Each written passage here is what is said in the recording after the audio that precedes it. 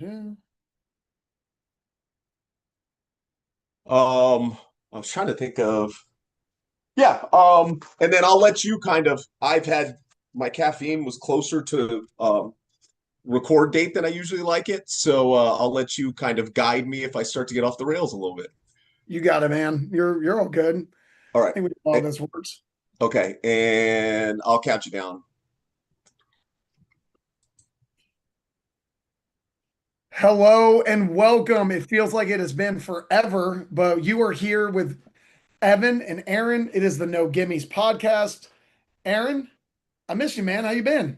Good. I miss you too. Like we said, I mean, it feels like it's been so long. It's only been 2 weeks, but one, obviously in the cycle of basketball, sports, and life right now, every 2 weeks feels like a millennium. Yeah, Things have the changed. NBA is insane. I'm more aerodynamic. You're in a new place, you know. Yep. Got some new clothes. Turns out I got to shout out my mother on the first one. She sent me an Oklahoma City Thunder NBA championship shirt. Shout out to mom. Thank you, Susan. I appreciate you. I love you. Yeah, the NBA schedule is actually insane. You go from the NBA finals to the draft to free agency to summer league. It's like there's no break, and yet we're all in the middle of summer. We all have our lives. Like you said, moving houses.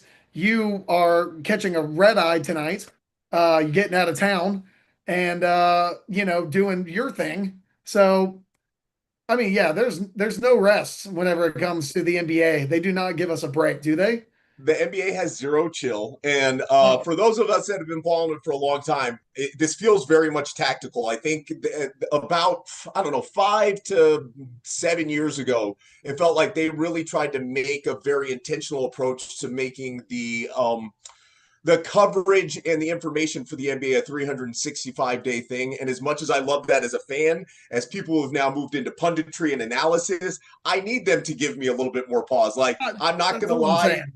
I'm excited for Summer League to be over. But the problem is, I've been lacking a little bit on the WNBA, not to the point where I'm completely just out of it, but I'm going to have to jump in full bore on that now, which I'm excited for. But basketball never sleeps, neither do we. Shout out to Snow Valley, Iowa, which is where I'll be for the next few days. This is the first time coaching at a camp that was something that I attended as a kid growing up. So I'm looking forward to it. It should be fun. Man, that's really exciting. I'm very happy for you.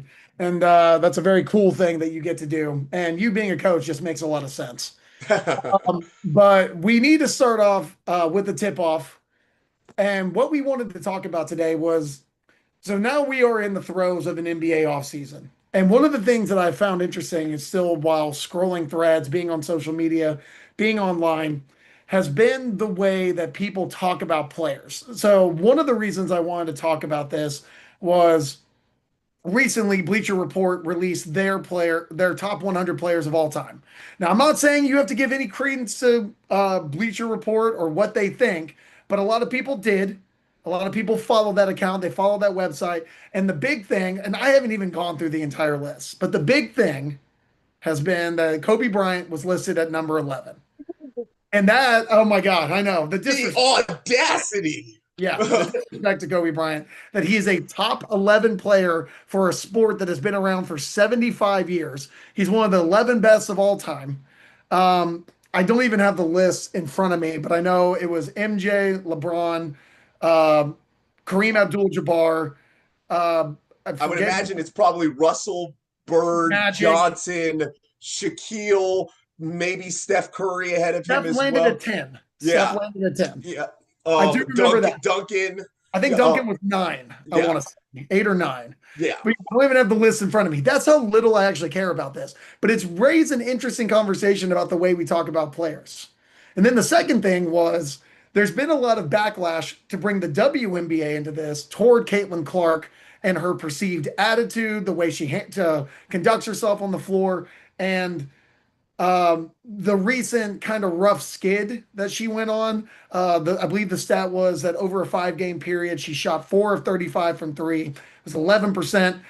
It's like the lowest percentage in a 5 game span, I think, in WNBA history from a pretty high volume shooter. Yeah, From and I think that's part of the caveat is at that volume, of course, but Yeah, we'll I kind of think get very into few that people again. have shot 35 threes in the 25-year history of the W, but I didn't look at the list. I just saw the stat, and then I've been watching, like I said, the backlash online. So I find it interesting the way that we talk about players because you had two responses to that. And I kind of want to give you the runway to kind of give your thoughts about it, and obviously we can go back and forth from there. But I wanted to ask you because you posted about it. You've had some interactions on threads about it. So, Aaron, floor is yours.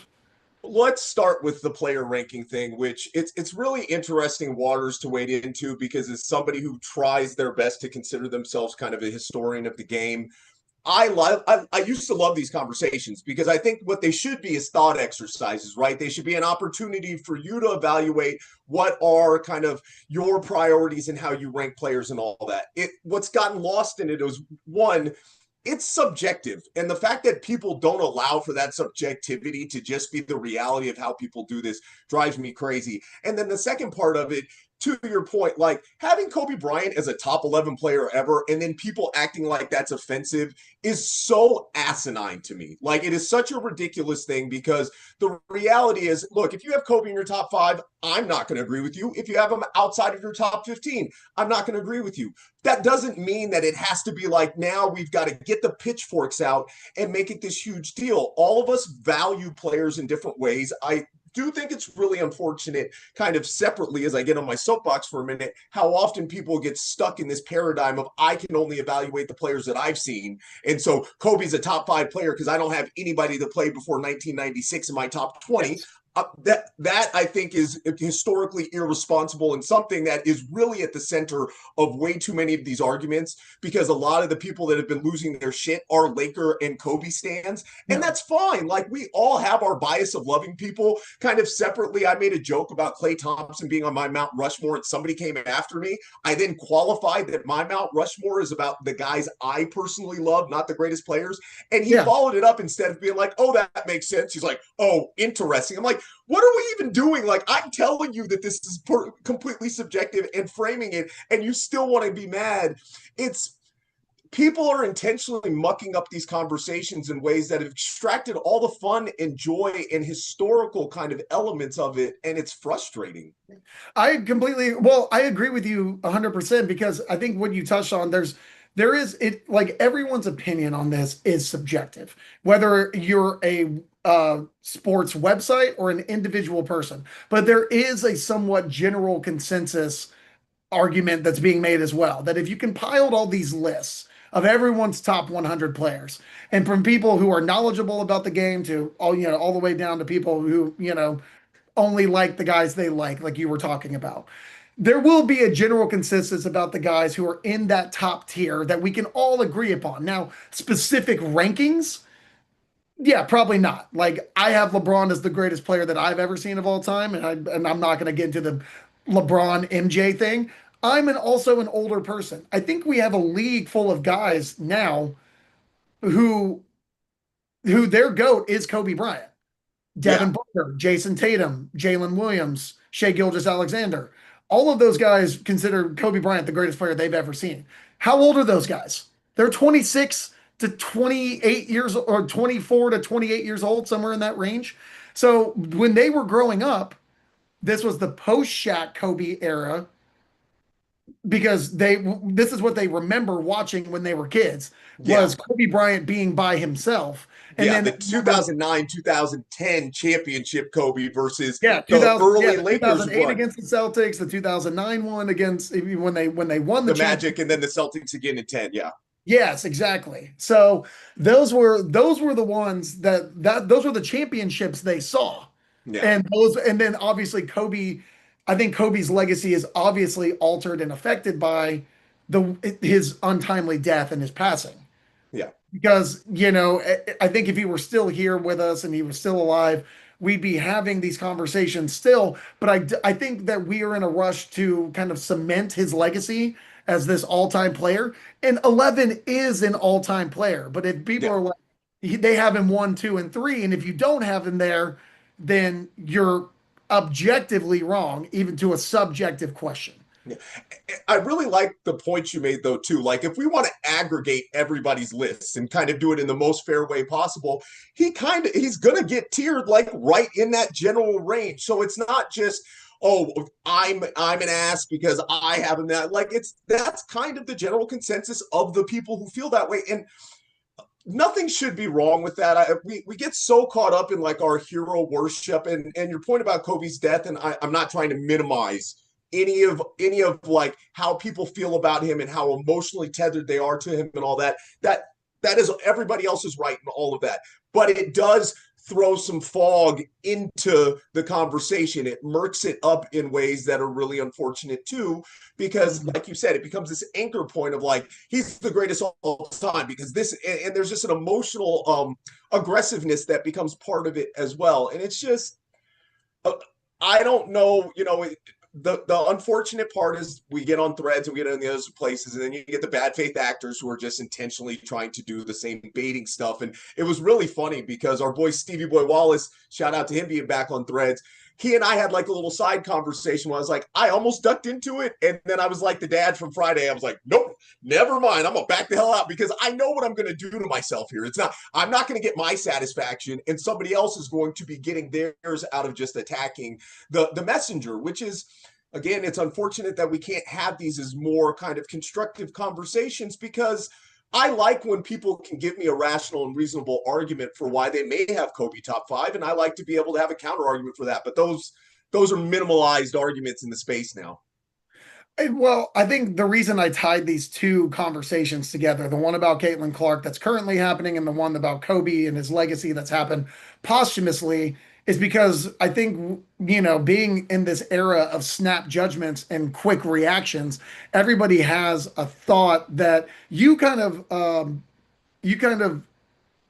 vocalized it a little bit, I guess I would say, whenever you were talking about Caitlin Clark being on this skid and people kind of actively hoping for her to fail. Well, okay, so here's the thing. I'm just going to go ahead and name the guy out, and I'm not trying to name him for clout. I'm going to do it just because I think his place in the greater media landscape is important. But Van Lathan was the guy who posted something where it was taking advantage of that little Sports Center thing, talking about how Caitlin Clark had struggled for the last 5 games, and he's delving into the culture wars because he likes to be petty and he likes to push buttons. I don't think I'm saying anything that would be unfair to his kind of brand, and he very intentionally goes, "Oh, you're a bad mamma jamma. Keep doing this." Caitlin Clark hasn't even played 60 WNBA games. Like, what are we doing? And it's the same conversation with me with Angel Reese too, where I it's was like just about to bring that up. everybody wants to try so hard to make these like overarching points about how much of a failure this player is, or let's find this. First of all, these players are still very much in the nascent periods of their evolution. Like, we are so far away from who they're going to be that anytime they have a little dip, you pointing your finger and going,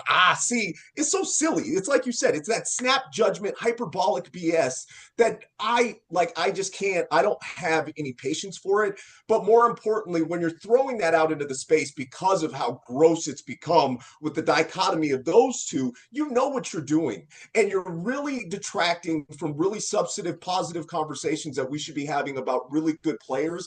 And instead, you're inviting all these shadowy figures who don't have a profile pic to glom onto these ideas and then make it about race and make it about all these other things that, like, I don't like. I love having the conversations about the racial elements and sociological elements of the sport, but that's not what you're doing. You're No. pushing a button, you're hitting a nerve, you're trying to get this primal reaction out of people so you get reaction. And I hate that. It's not fair to Caitlin Clark. It's not fair to Angel Reese. It's not fair to the WNBA. It's not fair to the conversations of basketball players for you to do that just for the sake of that. If you want to go, oh man, Caitlin Clark's struggling. Yeah, absolutely. She clearly is. Like, that is very true. Did he follow that up with a message about how she set the WNBA record for fastest to 100 assists? I'm sure he didn't. So you know what you're doing. You're being a disingenuous kind of bad faith actor. And I, like, for as much as I respect him, and I don't respect that. Like, I don't think that has any place in it. And you're doing something that is actively detracting from the quality and the substance of the conversations of the league that we should have. So speaking on the conversations of the league, that's kind of what I wanted to get into, because I'm gonna be a little bit of a devil's advocate, kind of do a counterpoint here to what you were saying, because I feel like I can't have a honest conversation about some players because of the way that people respond to any criticism that is levied against them. So, like, say that I was going to be critical of Caitlin Clark, who's been on a skid and had a rough go of it. And she's also been injured this year. She's probably a little bit rusty. But I'm also not a huge fan of having like someone foisted upon me. They were like, hey, this is the face of the league. Get used to it. And I'm like, shouldn't I be able to make that distinction about who my favorite players in the league are? Like, there's great players in the WNBA right now, but I'm being told that she's the future. She's going to be the face of the league.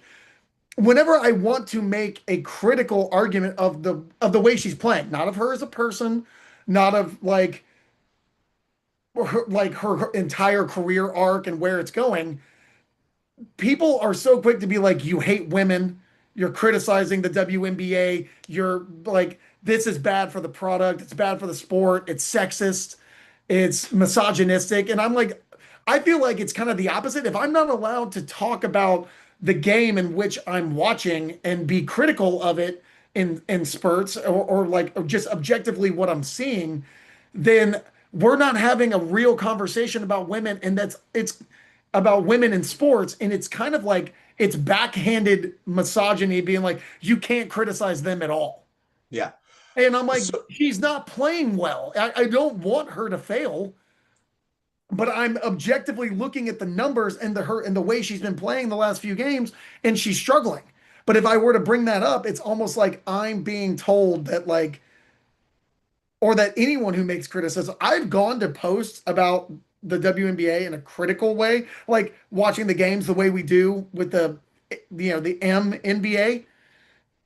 And I pull back because I'm like, I don't think I want the heat that might the be associated reaction. with this post because like I'm just like don't want people to be like you hate women. And I'm like, no, I'm just watching the game and I enjoy the product. Like I was watching the Lynx Sky game the other day, the one that you were watching at your house, Yeah. and I was thinking about the game and the way it was being played. And I was like, God, Angel Reese is playing great.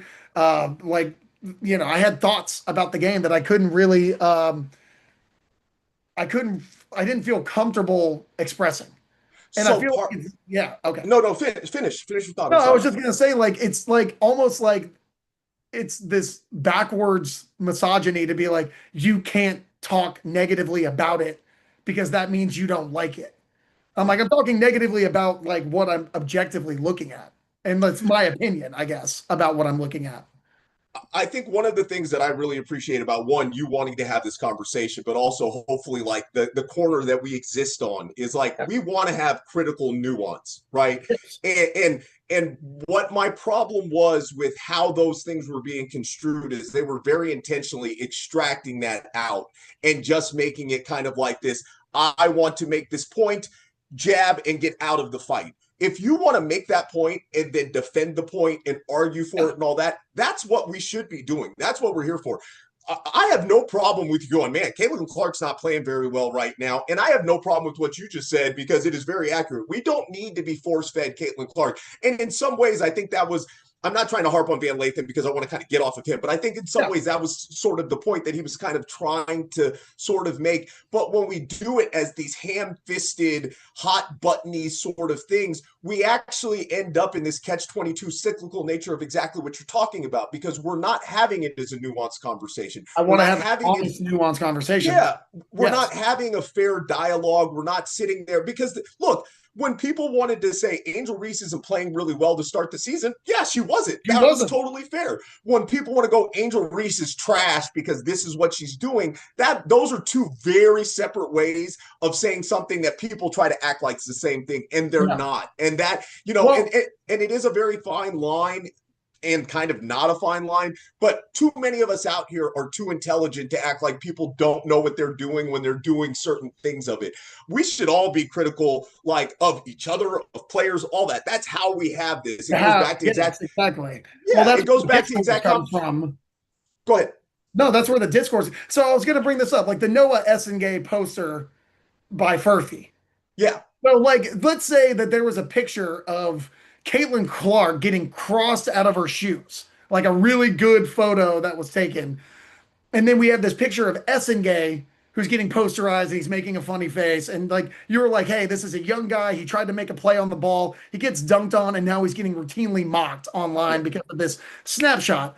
I'm like, that's kind of fair play at the same time. But if it happened to Caitlin Clark or if it happened to somebody else's favorite player and there's this picture that makes them look really bad, they'd be like, I feel like the conversation would not be like we wouldn't be able to like make jokes about it. We No, wouldn't be of able course to not. have fun at this expense, even though at the same time, these are high level athletes who have accomplished more on a basketball court than any of us ever will. They've been drafted into the biggest sports or the biggest league in their sport. Yeah. I mean, And they're yes, the criticism comes with the territory. I want to make sure I frame what I was saying very intentionally because first of all, Dan Rodriguez, who I always joke never misses, had that hilarious post about they did this to my guy on Bastille Day, and I reposted that. It was a phenomenal play. I was in the gym. We were all watching the Yeah, re-recordings of it. We were losing it. It's a phenomenal photo. It's the open mockery that yeah, extracts some of, and that's like again, it goes to that fine line. Like we should all be sitting there and enjoying it. The photo's worth laughing at. Having the Sports Center guys laugh for 45 seconds. Having Ryan Clark talk about, oh, if I got caught with my orgasm face, that'd be a wrap. Dude, first of all, there is somebody who broke you down in the open field just like that.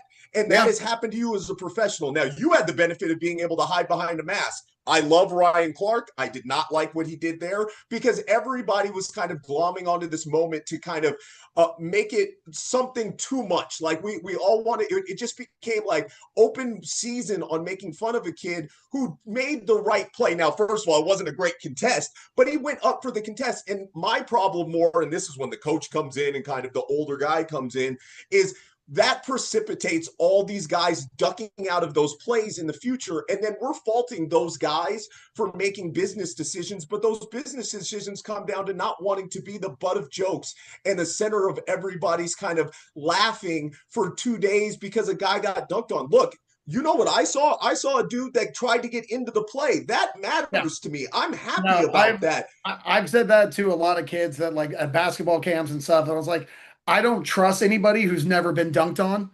I don't trust anybody who's never been crossed over and like made to look bad or lost or just completely lost the guy that they were defending because that means you've never tried on defense. If you've never tried to like, if you've never tried to make a play that like you really had no chance of converting, but you were like, I got to go for it anyway because it's all about effort and hustle. I've been punched on so many times, and I'm 6'3". I got a 6'9" guy. I tried to block the center, man. He put me in the basket in high school.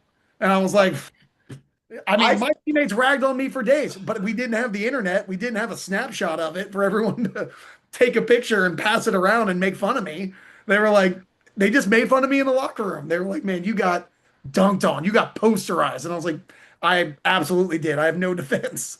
I've It played with happened. guys who have straight up worn the badge of honor of I've never been dunked on. And to That's me, I not was a like, badge so of that honor. means you That's not a weren't badge of honor. trying. Like, if you haven't failed, then you're not giving enough effort.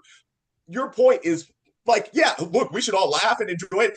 Look, Gay's teammates did the right thing and they tried to pat him on the back and pick the guy up in that Yeah. moment. But if later on you want to laugh at it in video, like we should also have a sense of humor about ourselves. I just don't want this kid who was 18, who also had, I think, 21 and 12 and his team won, Yeah. for that to be Yeah. the That's the thing part that that's never just going to get talked reverberating. about. Yeah, and that was part of my issue too. Is like if you're going to show the dunk, and you should, you Yeah. absolutely should. It was an insane play.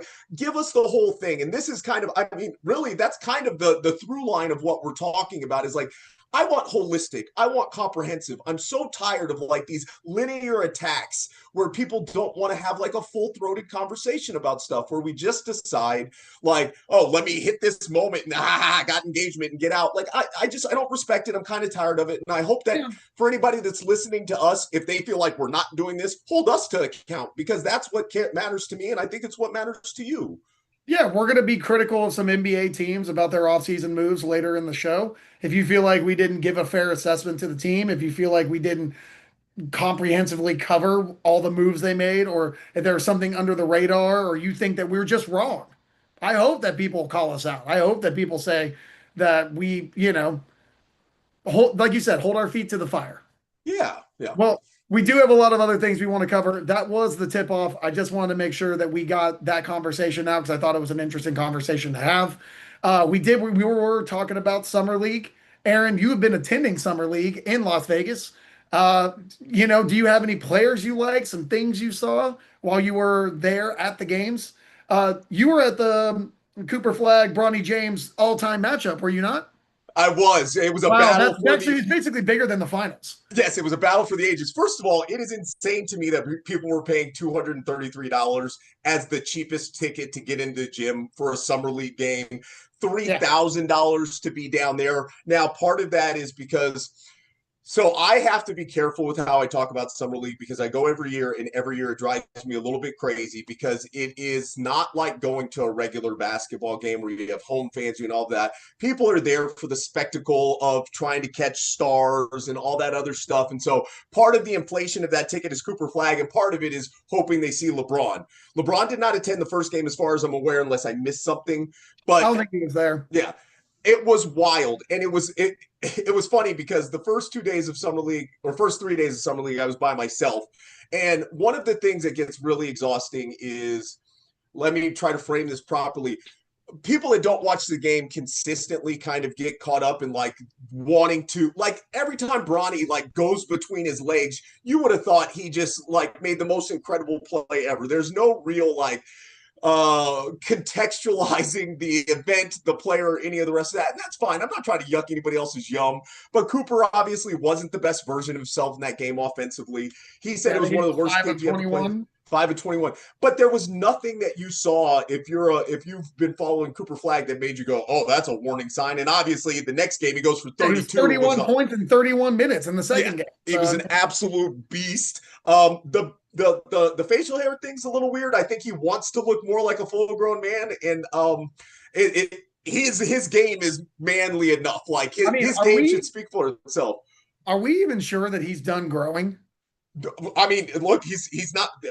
Maybe not. There's a maybe not even at like his final form yet. Yeah, he's not even 19 yet. Like, how many guys have hit spurts after that? Like, Bob Carrington looked a little bigger to me. Yeah, an inch or two of height, an inch or two of length on his reach, and he's a completely different player. Yeah, and the athleticism can still be growing as well, which is already so freakish, right? So like the first step, the jumping, it's there's not enough vision. That's what I saw the most of. Well, and for anybody who read my draft stuff, that was the thing that I loved so much. I mean, the two best kind of growth curves for him in college was the shot mechanics, which you can really see. Like he can get into his shot whenever he wants to now. One dribble, pull up, step backs, no dip threes. Like he's doing this stuff that is so advanced, and he's supposed to just be graduating high school. But the passing and the vertical lines that he gets as a passer are going to really separate him because a lot of guys just can't make those plays at that height. And so it's just his anticipation as a passer. Cooper Flag could be a terrible offensive player and he would be a phenomenal basketball player. The reality is he's probably going to be a really goddamn good offensive player grafted on top of the rest of that. And so it's just, I saw people that were upset that they folded him after 2 days. That feels silly to me. It's not a home crowd that you have to like make sure you're validating the fans' ticket expense because you were presenting him as being the draw. So the Mavericks shouldn't worry about stressing the asset or possibly, and he's not going to get better playing at that level. He was the best player at Summer League by a margin. That's not what Summer League is for. Yeah. Summer League is it's like, yes, you want to get an assessment of the players that you drafted. It's also about figuring out who these guys are in like higher pressure situations where they're playing better talent than you saw them play when they were drafted, or these guys that are trying to make an NBA roster. We're trying to give them the minutes and the runway to, fight their way onto an NBA team and achieve their dreams. That's not what Summer League is about. It's not about watching Cooper Flag play 40 minutes a game. And had Cooper had 2 bad games, I think they probably would have played a third game just to kind of work on his confidence and get him into things. But look, that man went full beast mode against the Spurs and, did what everybody expects him to do. It's incredibly impressive to watch him play. It's incredibly, I loved seeing him sitting at the Cavs game watching Tyrese Proctor. because it's the other elements of who he is too. It's not just that he's a phenomenal player. It seems like he cares on so many levels. And you're going to hear me say that about a few different guys. Like one of the things that was really cool while I was at Summer League was seeing Wemby twice. I was online talking to our boy, laid back guy, and who's obviously a Spurs fan. And one of the things I was talking about with him is like watching Victor Wembanyama exist in space and the way he moves is so impressive. He's like, I've seen him 3 times, including a private workout where Scoot Henderson was there as well. So before he was an NBA product, and the humility, just the kindness, the generosity of his time, how much joy he just seems to like exist with. Like I am more impressed by that dude like off the court than I am on the court, and he's probably, as long as everything plays out the way it should, is going to be one of the 5 best players ever. Don't get mad, anybody who has him tiered higher or lower. He jumped Kobe Bryant. Yeah. So that was, and some of those spectacle parts of it, like I get why people are there for that. Kind of tucking back into some of the players, a guy who's going to be one of his future teammates, David Jones Garcia, was damn impressive. Like that dude, at first I thought like, okay, maybe this is just a guy getting his at Summer League. But there is some Kendrick Nunn level of offensive impact. And I know he's a lefty, but part of it's because he's still a little ground bound, but he's quick. He's got a good handle. He gets a little too in love with his own game. But that dude was a bucket. And the game last night, the Spurs Jazz game, was literally worth the price of admission. If you haven't seen that game and you're interested in watching some developmental guys and just watching basketball played at a really high level, I invite you to go back and see that. Went into overtime.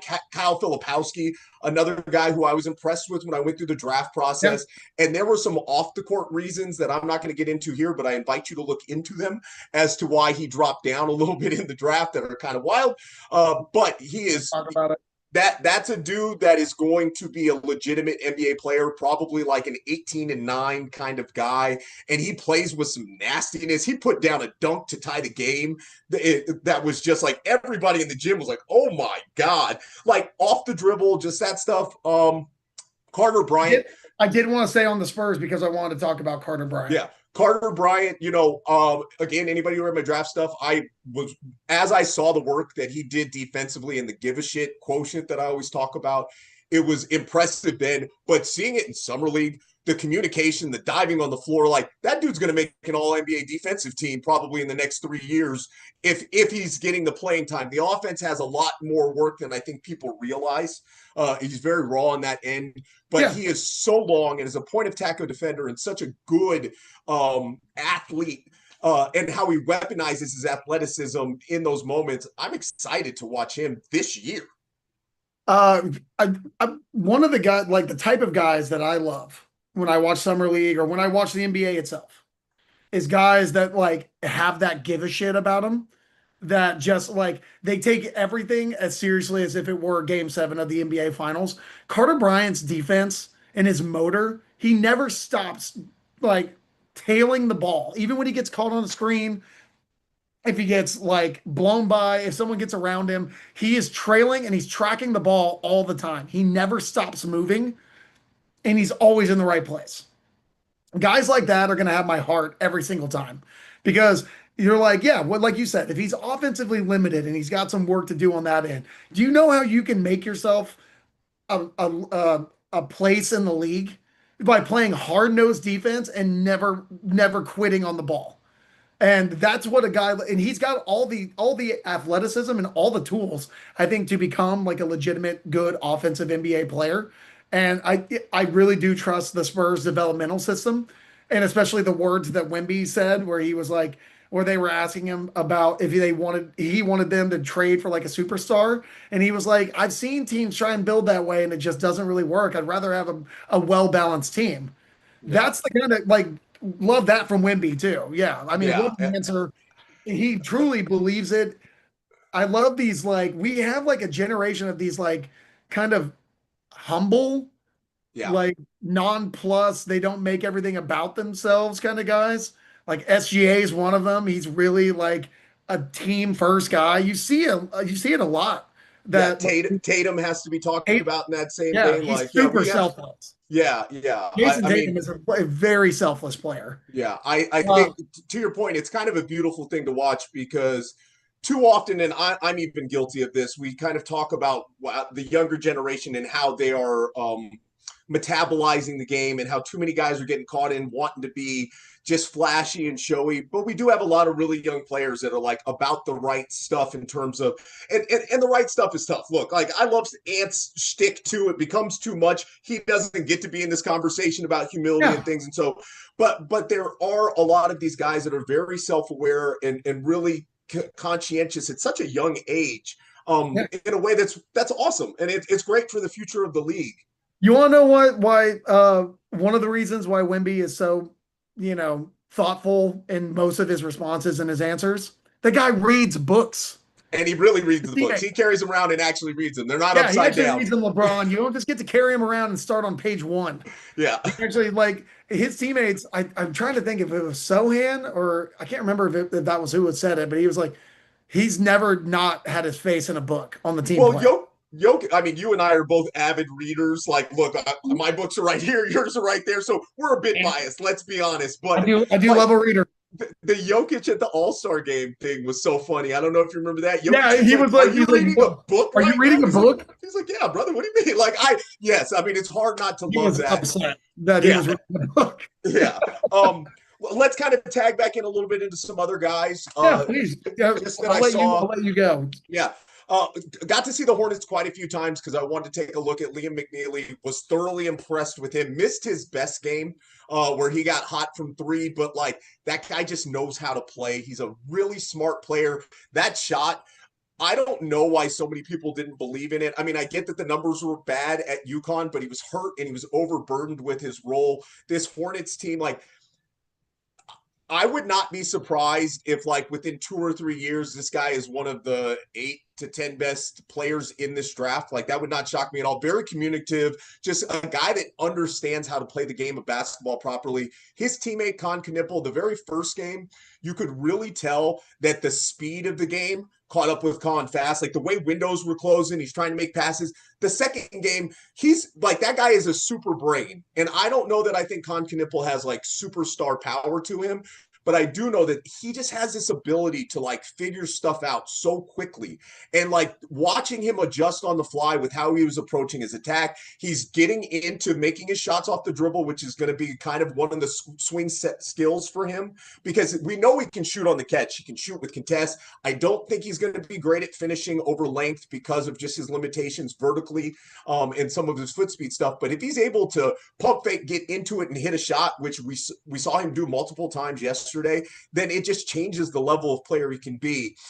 Staying with the Hornets, because like, again, they had a bunch of guys. KJ Simpson is a guy who I really like as a bucket. I'm going to talk about him a little bit later when we get up in our 3 up, 3 down, because I'm a little worried about him getting marginalized in the Hornets system. But he's a guy that I wrote about him last season. You can just tell he's kind of a professional scorer. I don't know what I think he is. I mean, he's a guy off a bench who's just going to be like a bucket, but he's going to have some moments in the league. And Tidjane Salaün, who, shout out to his sister, who's playing extremely well as a rookie for the Valkyrie. He is just like, there are those guys who somehow manage to be involved in every single play for good or for bad. Like, he is just he's a crash test dummy of a basketball player, but he has started to like, when I first saw him last year, he looked like a cat, like a newborn horse, just kind of like big, long, stumbling around, bumping into everything. He now has a little bit of action off the dribble. He's figuring out how to use his length a little bit more. The guy that was sitting behind me that wouldn't shut up about how he was Jackson Hayes with a jump shot was driving me absolutely crazy because they play nothing alike. But it was obviously because they're both light-skinned and long and have curly hair. And by the 30th time he said it, I just turned around and gave him like the darkest glare I could. But the Hornets have some stuff there with their younger players. It's really interesting. Okay. Hey, I love that. Just, I watch Summer League here and there. Like I said, I've been doing a lot of work and also been unpacking and being in a new house, kind of getting everything set up. Do you have any notes about Trey Johnson for the Washington Wizards, the number 6 pick in the draft? I thought he looked great in the clips that I saw, and then I think I caught like a kind of like middle or like second quarter of the first half, third quarter of the second half. I caught a couple of quarters of one game with him. Is there anything you saw there, or is there anything that you liked about? How do you feel about Trey Johnson in that pick? I saw the Wizards play twice. Trey looked exactly like I thought he was going to look. To be honest, like he's a high level shot maker who is very comfortable taking shots in pretty much all roles. He I like probably his needs size. yeah, although to be honest, when you see him on the floor, he looks smaller than he does on Okay, TV for whatever interesting. reason. Like you see him next to AJ Johnson, he's smaller than AJ Johnson. Trey Johnson's about 6'3.5", 6'4". It doesn't bother me. I'm not really worried about how that's going to impact his game because he's got a high release and he doesn't mind a hand in his face. And so some of those limitations that would be caused by the lack of kind of substantial height isn't going to be as big of a problem to me with him. Kind of like I mean, he's not the same player as CJ McCollum, but much like how CJ has been able to be fine functioning as a bucket, even though he's a shorter guard, I think Trey Johnson will be there too. That's a I great guy to compare him to, considering he's going to be his backup once the exactly, season starts. So, yeah, and I think ownership there. CJ will really help with Trey Johnson. Just this is how you get to your spots. This is how pro does this. Not that Trey Johnson has those issues. He knows how to score the basketball. He's going to Yeah, score the basketball.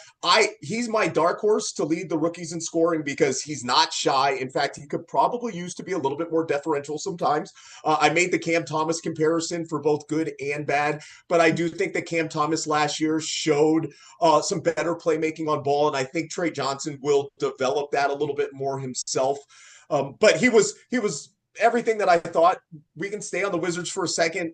Alex Sarr continues to just frustrate me with his inability to play the game intuitively, but the skill set is so prevalent because of the length and the fluidity. But he it's is not so under. in the two quarters that I watched him in that game that I was watching on TV. What bothered me the most about him was spatial awareness and his lack of physicality.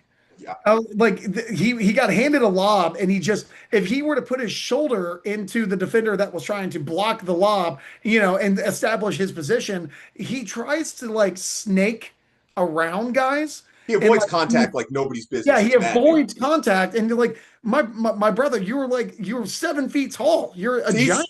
He's 7'1" and very long. Like, Yes, but he he even needs to even play even as tougher. it's funny that you make that point because one of my notes was like finish through contact or Finish around through context. contact. Stop trying to be cute and sweet. And it was interesting to watch him against Kaman Malawach because Malawach has an issue with physicality as well. Like Malawach, and part of it is he's just young. And I think probably as like a kid who got big too early, because I've seen this with other bigs, I think he's a little scared. Malawach, I mean, a little scared to be as physical as he should be. He's getting really pushed around. But then you saw Sarr having issues with Malawach because of Malawach's size. And it's just there. I understand the excitement about Sarr and all the rest of it. He shot under 40% from the field last year, in large part because he wants to be too much of a perimeter player, but also because he just doesn't want to get directly on the rim and do the things that he needs to do. He's still young. I'm not like writing the guy off, but No. his numbers will confuse you into thinking he was more impactful than he was when you watch the entirety of the game. Well, I mean, the question is like whether he's going to be more like, I'm trying to think of like a good DeAndre Ayton? well, I was going to say like his brother Olivier, Yeah, yeah. or Who you're clearly familiar with. well, and he's got good size, and you're Yeah. always just you're like, this guy's got a nice skill set, but then like when you actually see him play, you're just like, he's a little clumsy, he's unsure of like where he should be on the floor, and then like where he should be as far as like the offensive rotations and the defensive rotations. You're like, well, I mean, what's the ceiling for what Alex Sarr could be? What is like the best version of him that you Uh, think? I mean, the best version, like if Alex Sarr can figure it all out, one, from the defensive side, because he's so mobile and he's so long, that guy can be an all NBA defensive player. It's Yeah, there because he can contest shots just basically by his verticality and length, and he can get out in front of a guy and move his feet. I was He, trying to think of a good comparison for him. uh, uh, like, that's who would be the guy that I would compare to that's been in the league. I Uh, mean, like, would like Brooke Lopez be like a good version of him? Like, a obviously modern a Eldon. younger. I think that he probably plays out as a modern Eldon Campbell. Shout out to the people that remember that name. A guy who had some moments and had really good mobility, had some of those, kind of dunderheaded issues as well, but was a good defensive player when he was engaged. Sarr is a better player than Elton Campbell is, don't get me wrong. And he scales as higher level than that, but that would be kind of in the range of what I see him as right now. Now, if you told me if you put it all together, like the guy can make a few all-star games, like he has that skill and ability.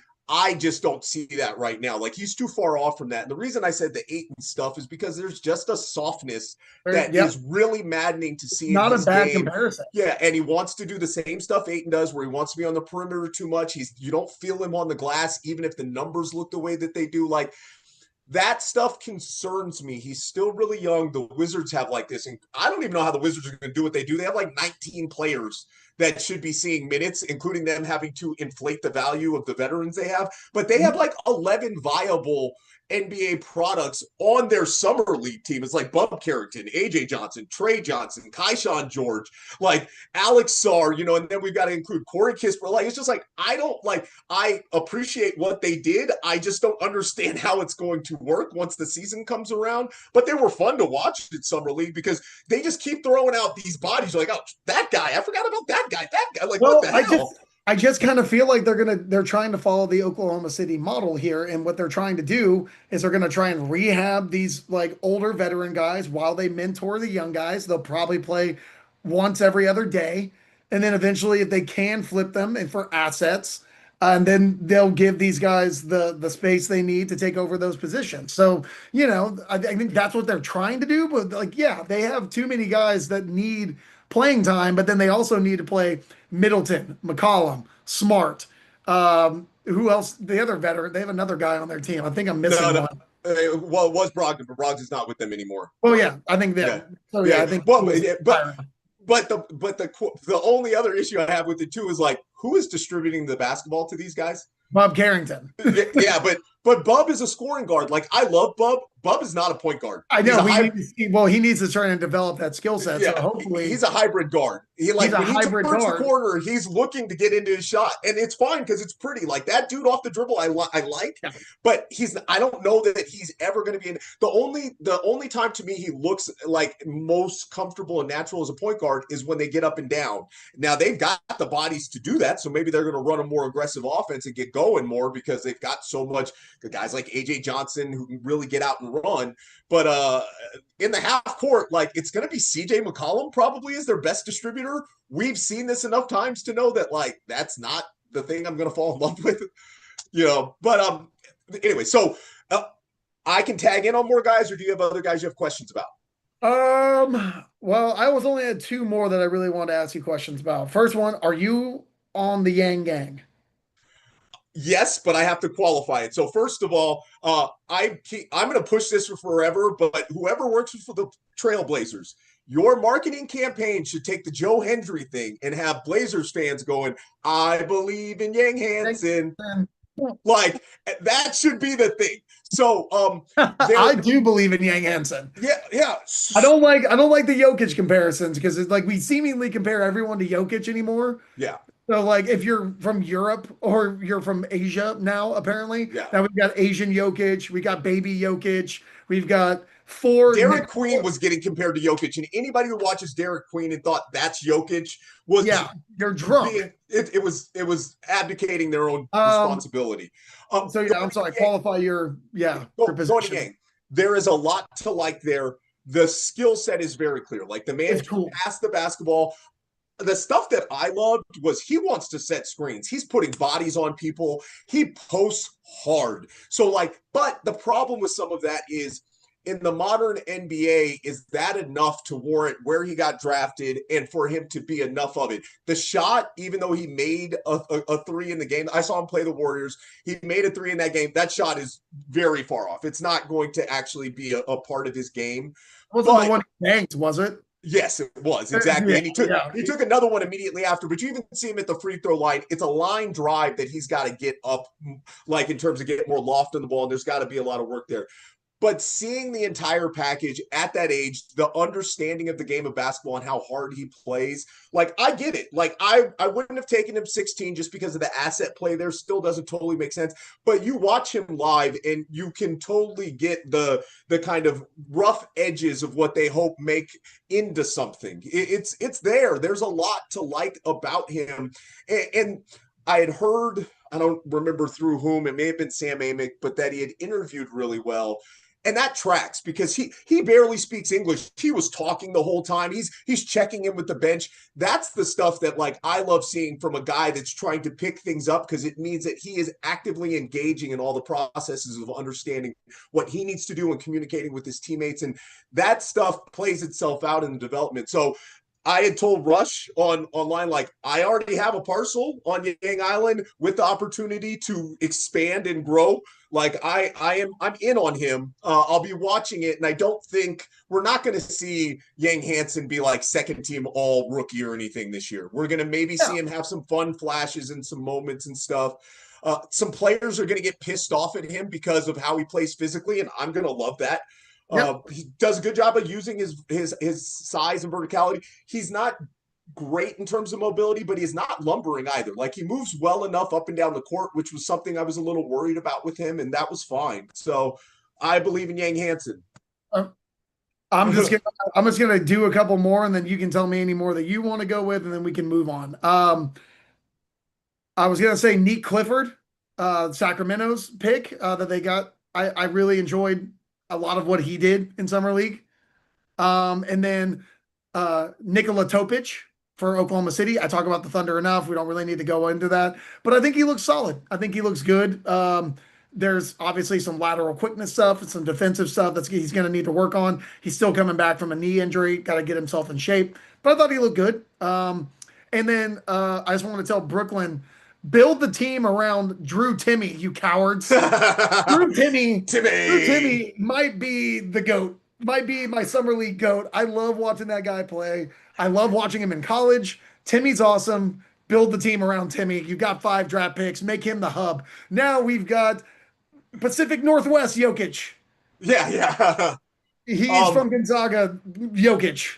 Yeah. So I didn't get to see the summer league schedule was really weird. It was there's a Thunder game on in my living room right now. So the Thunder weren't playing for like three straight days. So I was hoping to catch them, and I just didn't get to catch them. Yeah, I didn't even know they were on TV tonight. Honestly, I just caught it when I was waiting for you. Yeah, you know how I feel about Topic. We've talked about him multiple times. I'm sure I talked about the Thunder enough. I didn't need to bring it up, but I'm sure you saw what I saw though. Like the way he sees passing lanes, the anticipation of that stuff, the way he can make those cross court passes because of his size, it's going to work aggressive, out. Which I also like. He's a little tough fucker. Like he cares. He's got some motherfucker to him, and he's got a quick release. The shot doesn't look pretty, but he's got a quick release, and he's not afraid to shoot it.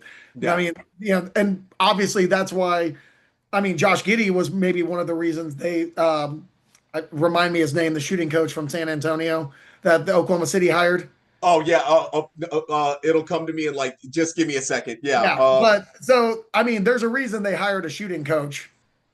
The best shooting coach in the NBA. Second best, Fred Vinson is number 1. Okay. With the Pistons, Fred Vinson, the shot doctor, is the number 1 guy. Chip England. No. Chip England. Yeah. I think I was gonna say Gary England, but that's an Oklahoma City meteorologist. Yeah. And I think so but yeah, there's a reason that Oklahoma City hired one of the best shooting coaches in the NBA. Everyone thought it was for Giddey, but Shai Gilgeous-Alexander still has room to grow as a shooter. Casey Wallace has room to grow as a shooter. There's a lot of guys on the team. Chet, I mean, he needs to work on speeding his shot up, but that's a completely different story. Anybody else you want to talk about before we move on from summer league? Yeah, so let's stay with the Nets for a second. First of all, with Timme, the swing skill set for him, because he's such a ground bound big, but he's so fun to watch. Like the way he moves in space, those feet and but his footwork, like Kelly Olynyk could never execute a spin move off of a dump. That's what I mean, though. But like an undersized power forward with vision and the ability to shoot, and not the most athletic guy in the world. the But one of the that's least athletic guys, but like athletic for Kelly growth. I like Olynyk to him. the Spurs. I was excited about. I was like, what a great veteran Yeah. pickup for them. Now Kelly's got more size, and that's kind of the benefit because he can't Yeah, like Timmy's tough to play as an undersized five. He really needs to be a four. But the Nets also Jaeger Denman looked much more comfortable with the shot, and the shot looked a lot better. If Jaeger yeah. Denman is making catch and shoot threes, the top end, and that was the thing with him. Like that was the question about him. We loved all the rest of it. If he's doing that consistently, that guy's a stud. Like it's Did just you did you he's see the big. clip of him Oh when no. he's mic'd up and he hits two threes in a row and he's mic'd? He's just like, why is he going under? He's asking why Oh, his defender was going under the screen after he hit because two that's threes the in a row. scouting report, He my was guy. pointing at him and he was just like, why is he going under? And then, he's very another communicative guy. He's talking on the bench, he's talking to his Yeah, teammates, but he was just like pointing at, and it made me laugh so hard. He's just pointing at him and he was yeah. pissed. He was like, that guy went under on me twice and I hit two threes. You better guard me. I I love it. love that. Yeah, because that's that Yeah, toughness. that clip was really good. He was No, up on it. Nolan Traore is a real long way away. Like, unfortunately, the way he gets downhill when he gets downhill is great. The handle's too loose and the shot is a mess. Ben Sharaf, I'm just going to go through all their first round picks because they had five of them. Was really impressed with his ability to get to his spots, but as we knew, the shot is going to be real questionable. And as it stretches out further, because where it comes from is way back here and not a lot of legs, he's not going to be a 3-point shooter anytime soon. And Danny Wolf showed some really interesting stuff. Brooklyn is trying to force him in a role that I don't love. You need to use his skill set as an on-ball player to create really interesting matchups. And it's funny because we were in the third quarter of the game, and I'm like, why are they not running big-to-big pick and rolls or inverted pick and rolls? And they immediately got into two of them and had success with it with him. But he had a couple step back, like he's getting comfortable and getting into his shot. If he's making those step back shots and threes on the catch and stuff, Danny Wolf is going to exceed where his draft pick Yeah. status was, and a lot of people had him at the lottery. So I just liked I was a watching little kind of, lower on him than a lot of people, but I can see yeah. the I was with you. I didn't like him as much, but I had also heard, and part of it was because what's the fit? How do you use him? Because he's such a yeah. unique weapon. But if he's going to shoot the ball well, and apparently he shot it great in workouts, it kind of changes what you can make him. But I really hope that the Nets, like the guy is a phenomenal ball handler at this crazy size. Please don't marginalize that by trying to force him into being a power forward. He's just kind of a weird combo guy that needs to operate like Joe Ingles. Like that's what it needs to be Yeah. with your second unit. And I hope that they do that. We can get off the Nets. Let's talk about the Pistons for a minute because there was some fun stuff with them. Ron Holland II, going back to the shot doctor stuff, his shot looks so much better. The mechanics look consistent. He went 5 of 6 from the 3-point line in the first game and lit it up for 28. He looked really good in the 2 games that I saw him. If Ron Holland can just be a 35 to 37% 3-point shooter, that's an all-star level talent. Like that is because he's that good defensively and he can do so many other things. I don't know that it's going to be there every night, and I just need to see the consistency of it. But that seeing that growth curve with him, having watched him so often in G League Unite and seeing the shot mechanics just be all over the place and the results being so mixed and him looking much better at that, like good on the Pistons. I didn't like the draft pick just because of them already having guys with questionable shot issues. With Ausar Thompson and Jaden Ivey and all the rest of it. But then they bought Fred Vincent in, and I think Fred Vincent should be making $10 million a year personally. So that's me. Chaz Lanier for the Pistons as well. That man's release is going to challenge Steph Curry for quickest release in the NBA. Like, I don't even understand how he gets the ball out of his hands that fast. There is no kind of, like, it's all wrist. It doesn't really, there's not much, like, if he's going to shoot with any consistency, they are not going to miss Malik Beasley in any way, shape, or form, even if Duncan Robinson doesn't end up being able to fill that spot as much as we think he can. Chaz Lanier is going to be a guy that may, like, if he gets the opportunity, it'll be tough just because of the depth chart right now. But if he gets the opportunity, he might lead rookies in 3-pointers made. I would not be surprised by that because of the volume of open threes he's going to get in that system with Cade. Got to talk about the Pelicans, guys. Jeremiah Fears is a mess. I don't say that to be like offensive to the guy. One of the best skills in terms of ball handling that you're going to see in the NBA, but he over dribbles to an exhausting amount. You can get away with that in college. You can't in the pros. And dudes were getting into his jersey. His handle's getting loose. It's all over the place. He's not finishing, which was a big issue with him in college. And so if you're not going to be a good three-point shooter and you can't finish at the rim and you're 6'1" and weigh about 165 pounds, playing in the NBA is going to be real tough, my guy. Like, so I didn't like Jeremiah Fears as a pick. You didn't like the pick at all. Yeah, you told me that. And I saw nothing to change my mind. I know that confirmation bias gets to enter into play. I'll be honest about that. But if anybody else saw something different, please feel free to hit us up. And while we're at it, Derek Queen has a good feel for how to play the game of basketball. Like, I don't know what Derek Queen's going to be. I went on when I was with Nick Agar Johnson on the Crossover No Ceilings pod. I think it sounded like I was more down on Derek Queen than I am. I just don't know what he is, but there's some fun stuff there. Like, his handle at that size is really interesting. He just knows how to score. He just kind of knows how to do stuff, so it's fun to watch. But he also looked winded like 2 minutes. Doesn't look like he's in great shape. No, he was. I'm not here to fat shame anybody, but when you have a guy who's a little bit of a low to the ground big boy, and his initials are DQ, and we're not calling him Dairy Queen, I'm a little bit pissed off. But, come on, the nickname is sitting right there. I'm not trying to shame the guy. I'm not trying to be mean. I'm saying DQ is right there. Yeah, I'm sure he doesn't appreciate that, but yeah. So, well, you know what I don't appreciate? Dudes that are out of shape. Yeah. I mean, they get taken with good draft picks. Yeah, and I'll be honest, like, in person, his weight doesn't look as bad as it does on TV. Yeah. But the fact that he was laboring to get up and down the court the way he was. Well, New Orleans has not proven itself to be a good city for guys who have bad eating and bad exercise habits. I mean, in all fairness, you get off the plane and you gain 10 pounds in New Orleans. Like, that's just how it works, right? Like, that so is good. Yeah, I've been to New Orleans multiple times. Some of the best food in the world. Yeah, but a muffalata is not going to be on the low fat diet, right? Like, red beans and rice, is it healthy? Yeah, with their sausage in it. Like, yeah, I can sub chicken. Does that help? Yeah, you can find the workaround, but I don't think my guy is doing so far. Couple other guys when we talk about the Heat. Pelle Larsson has been really impressive through California Classic to Vegas Summer League. I don't think Pelle Larsson's anything more than like a good rotational player, but real good feel for the game, understands who he is. I really love the way he operates in space. He's one of those guys that you don't have to tell how to trail or drag a guy or any of that. Like, he just gets it, and that's fun to watch.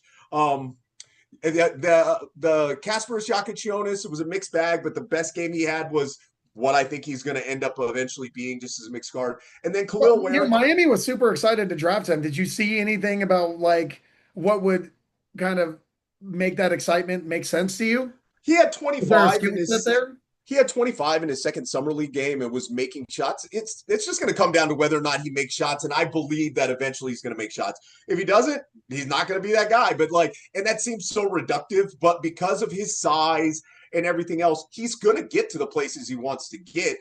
He just has to make the shots, and if he makes them, I'm impressed. And then Khalil Ware, he got buried a little bit by Spo, and it's all the stuff that I've been saying about Khalil Ware for 3 years now, where it's like the effort and the give a shit quotation just waxes and wanes too much. They're being public about this. Yeah, so, yeah, that was crazy. The quote was like basically they're like, he needs to care more.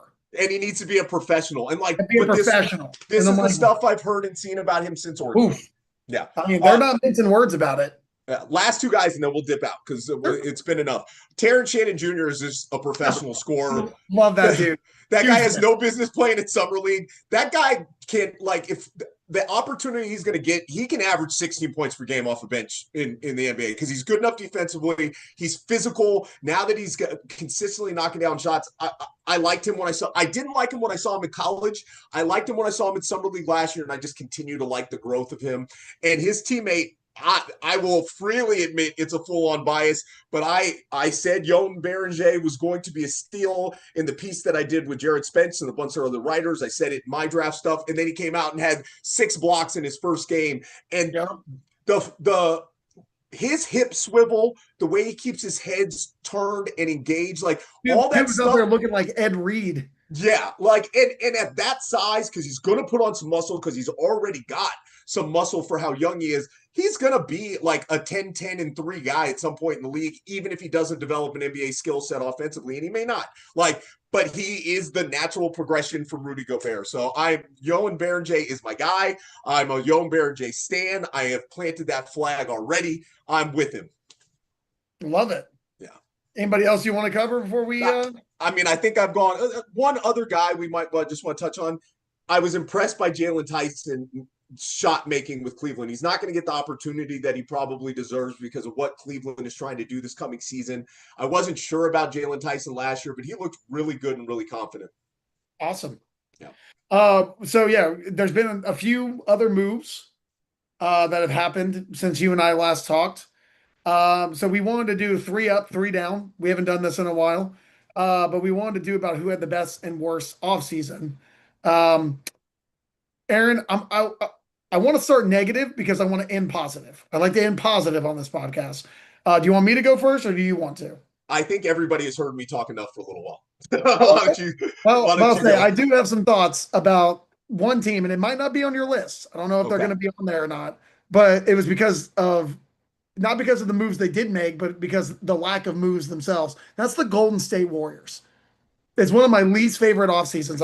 They are wasting these last few years of Steph Curry's career. And you can tell me that, oh, well, they traded for this asset in Jimmy Butler, and they were one hamstring injury away from beating the Timberwolves. Yeah, and then what? They would have gotten smacked by the Oklahoma City Thunder. That team is getting older, it's not getting younger. And then you're gonna sit there and tell me that like you have to give up something to get something. Getting a disgruntled asset for Andrew Wiggins and change does not mean that you're all in on the last couple of years of Steph Curry's career. They have these guys that they like, Pajemski, Post. You have to give up something to get something. You need to put something on the line. They're trying to hang on to these minimal assets in order to continue to try and be competitive in the short term. But like they're not actually going to be competitive in the short term. They haven't gotten better, and their moves are to do what? Get Al Horford and Chris Paul again, or like what is the idea here? That would be the oldest starting lineup in the history of basketball. Like they've got Jimmy Butler, Steph Curry, Draymond Green, and Al Horford. You had those 4 guys, and then whoever the hell I'm assuming Pajemski starts. I don't know, but like that's your lineup. That's not doing it in the West when everybody else who was competitive last year is leveling up. So I have a problem with the Warriors doing absolutely nothing. And this is coming from a guy who's an Oklahoma City Thunder fan, and I've watched Steph Curry ruin multiple teams that I thought were of mine. And, I still love the guy and I still want to see him have one last, go at it. But by this lack of movement and with the constraints this lineup has, I don't really see them like their lack of movement made me angry. Clearly. So, kind of a counterpoint here. One, the Jimmy Butler move was their free agent move. And so that's just kind of the reality of it in terms of their big move. And I get what you're saying, but also when the whole team was healthy, they ran through the league, including actually playing the Thunder pretty well last year. That was a soft schedule. Sure, but you can only play who's in front of you. And when you go 17-4 or whatever they did, it was impressive. Now, I don't disagree with what you're saying about like you're now betting on a team where 4 of your 5 best players are going to be 36 or older, I believe. And that is really tough to say. There's some other stuff just in terms of inside the organization that I think it is at least kind of worth bringing up as kind of a defense for them. And again, I'm playing devil's advocate as much as anything. Moody and Pajemski both had hand injuries that they were playing with, and they shot very poorly in the playoffs. Everybody plays hurt, but at the same time, when you have an injury in your shooting hand, you're probably not going to shoot the basketball as well. They are going to have injury problems all the time because they're an old team. That's just kind of the reality of it. I think the Warriors, my right hand and say this is where Jalen Williams was hurt for like the last 30 games of the year. Didn't hear him bitch about it once and put up a 40 piece in the finals.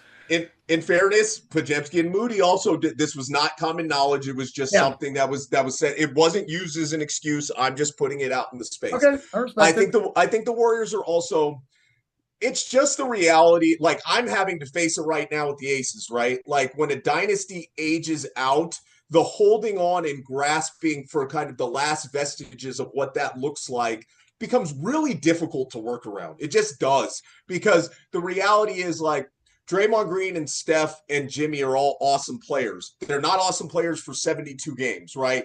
And so you already have to contend with the fact that you want to keep all of those guys in and activated, but then you have to have comparable replacements while working with salary cap issues and all the rest. I don't disagree with you. I just don't think they could have really done anything. Like, Yeah, they but don't. okay, so we're going to talk about some other teams that, like, everybody else said they were financially inflexible and they were stuck with the team they had. I'm sure a team that we are going to talk about, their great offseason, they turned one player into four with the space that they created. They got inventive with the moves that they made, with the assets that they had. Now, you're right. The Warriors don't have the assets that, the team that I'm talking about has, which I'm sure we're going to talk about them. But But you again, they're getting they're the creative. ones who are saying that they want to compete. Yeah, but they're getting creative was the Jimmy Butler trade. So part of it just has to do with the Yeah, but timeline that of. was a disgruntled asset that's also older Yeah, that they got for change because of how disgruntled he was in his previous situation. absolutely. But Nobody all else. I'm saying is if they had waited till the season ends and they make that move in the summer, then that looks like the big summer free agent move that they make. And that's kind of just how it ends up being construed. I'm not disagreeing with what you're saying, because at the end of the day, the Warriors are probably going to be, like, I don't know, my seventh or eighth pick in the West. So they didn't do anything that's going to excite me. And their summer league roster was terrible. There's nobody that's coming from that group that's going to help them out. This is like what a crumbling dynasty looks Yeah, like. but that's the thing.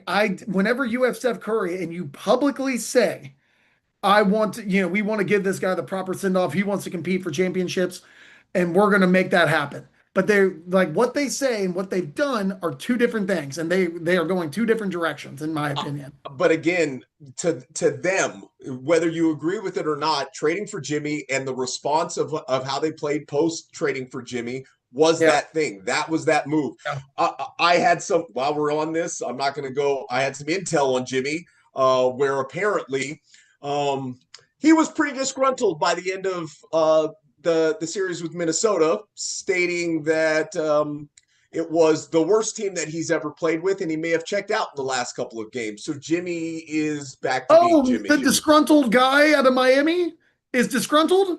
The disgruntled guy Disgruntled out of guy from Miami, Philly? Minnesota, The disgruntled Chicago, guy from Philadelphia. Minnesota? Yeah. I He's mean, been disgruntled everywhere he's you gone. and I talked it to death, but, like, this is going to end poorly. Like, let's just And be they real owe him about it. $112 million over the next 2 years, by the way. Yeah. Okay, so that was us being negative. Aaron, would you like to be positive? Yes, and I'm going to bring up the team that you were probably going to bring up, which is the Atlanta Hawks. We're going to start with them That wasn't the because thing I was thinking of, but I like it. okay. No, they're on my list. It's just it Okay. wasn't the team I was talking about. So it's hard not to like what the Hawks did. I do think that so much of it, unfortunately, is going to be contingent upon Kristaps, but with what the East is going to look like coming this next year, taking a big swing on a guy that, like, if he's healthy, great. If he's not, whatever. Between the Luke Kennard, Nickeil Alexander-Walker, and Kristaps Porzingis additions, you really filled out a lot of skill sets and roles that you need. Alexander-Walker's ability defensively, so now you have another guy like Dyson Daniels who can play off and on ball, who can just kind of help cover for the liability that is Trae Young as a defensive player. You gotta love it. It was great pickup for them. Luke Kennard as a shooter. I'm not a huge Luke Kennard guy, but he's going to get open shots, and you know what he does is he knocks down open shots. Knock down open shots, yeah. Yeah. Well, here's the thing, and I don't. You said it's kind of contingent on them playing Porzingis. I don't even think Porzingis starts. I think they're going to play Longwu, Reese Shea, and Jalen Johnson together. With Daniels and Young.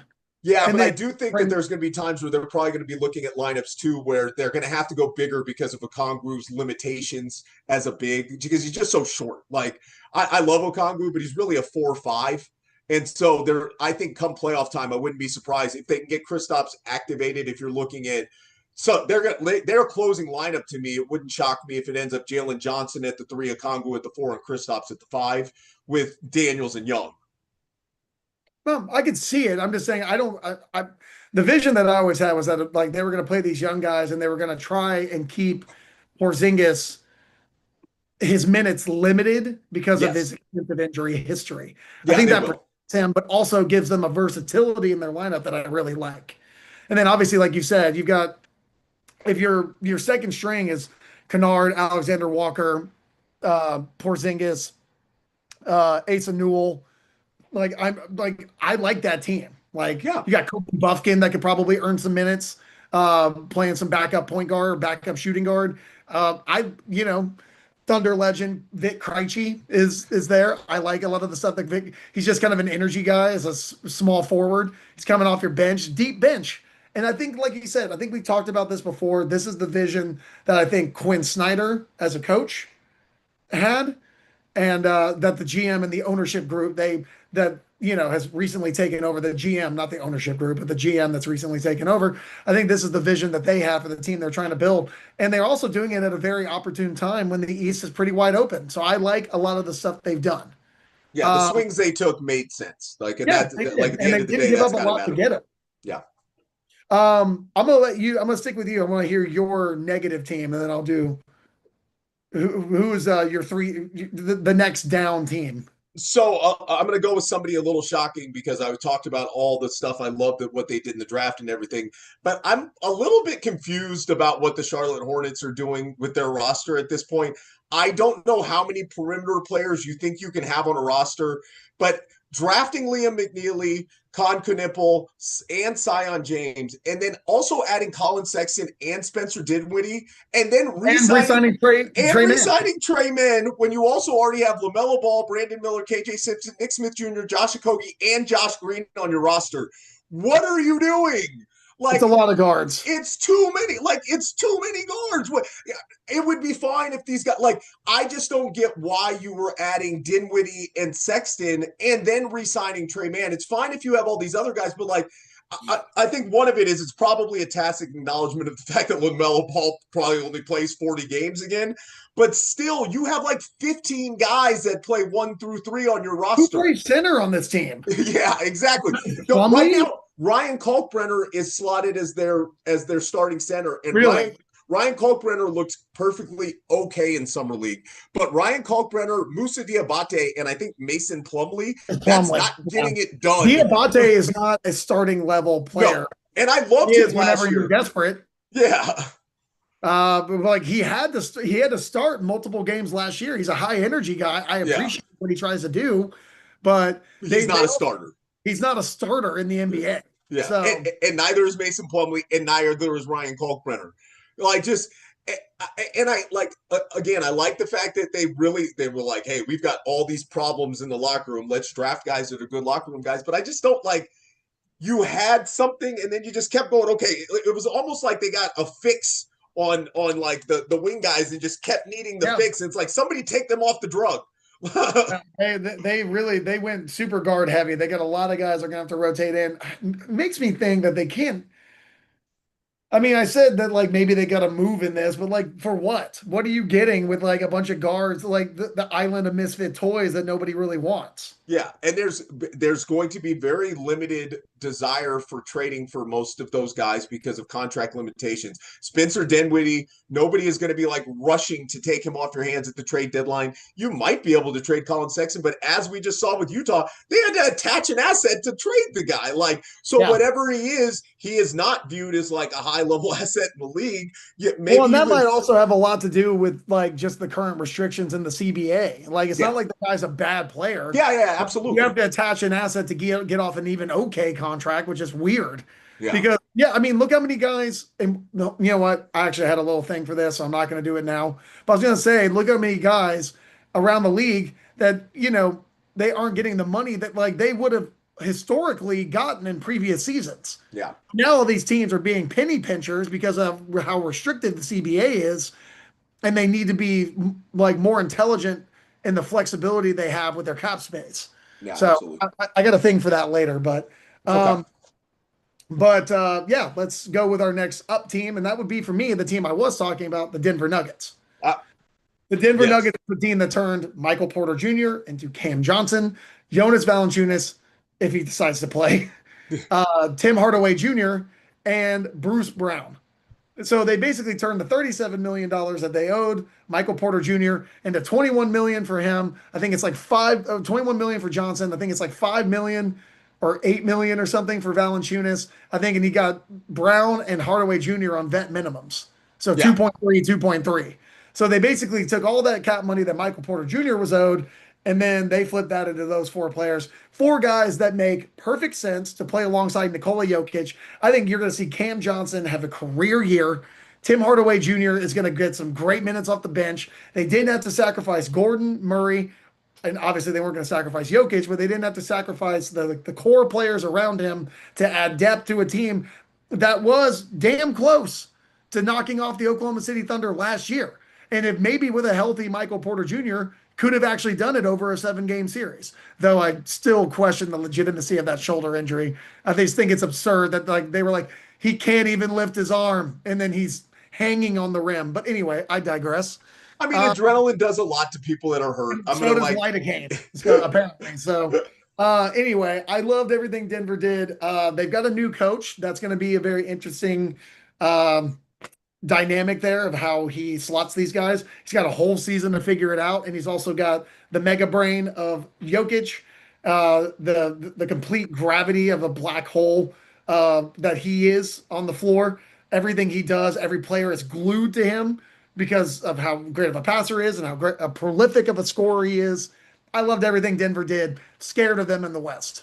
yeah, it's hard not to like what they did. I mean, separate of the fact that Cam Johnson is one of the best shooters in the league, the processing speed that he plays with versus Porter Jr. Oh, I really like. He can get you some secondary offense off the dribble in ways Porter Jr. is never going to do. And so just even like a player for player comparison, even though Porter Jr. might be a better like talent, I like Cam Johnson more as a player. So just yeah. that part.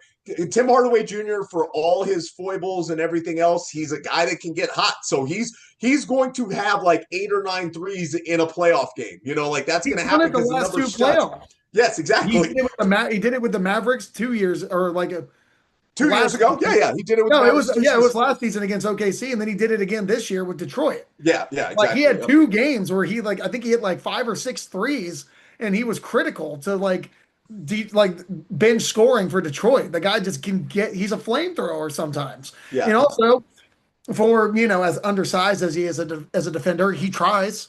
He's a try-hard defender. Yeah, acquiring Valanciunas under duress is a little weird for the people that don't know out there. Apparently, he wanted to go play in Greece. Think they knew. Yeah, the whole thing because was kind of according to the reports that I saw, he didn't tell anyone that he was thinking about going to Greece. Yeah, or so the hell he was going.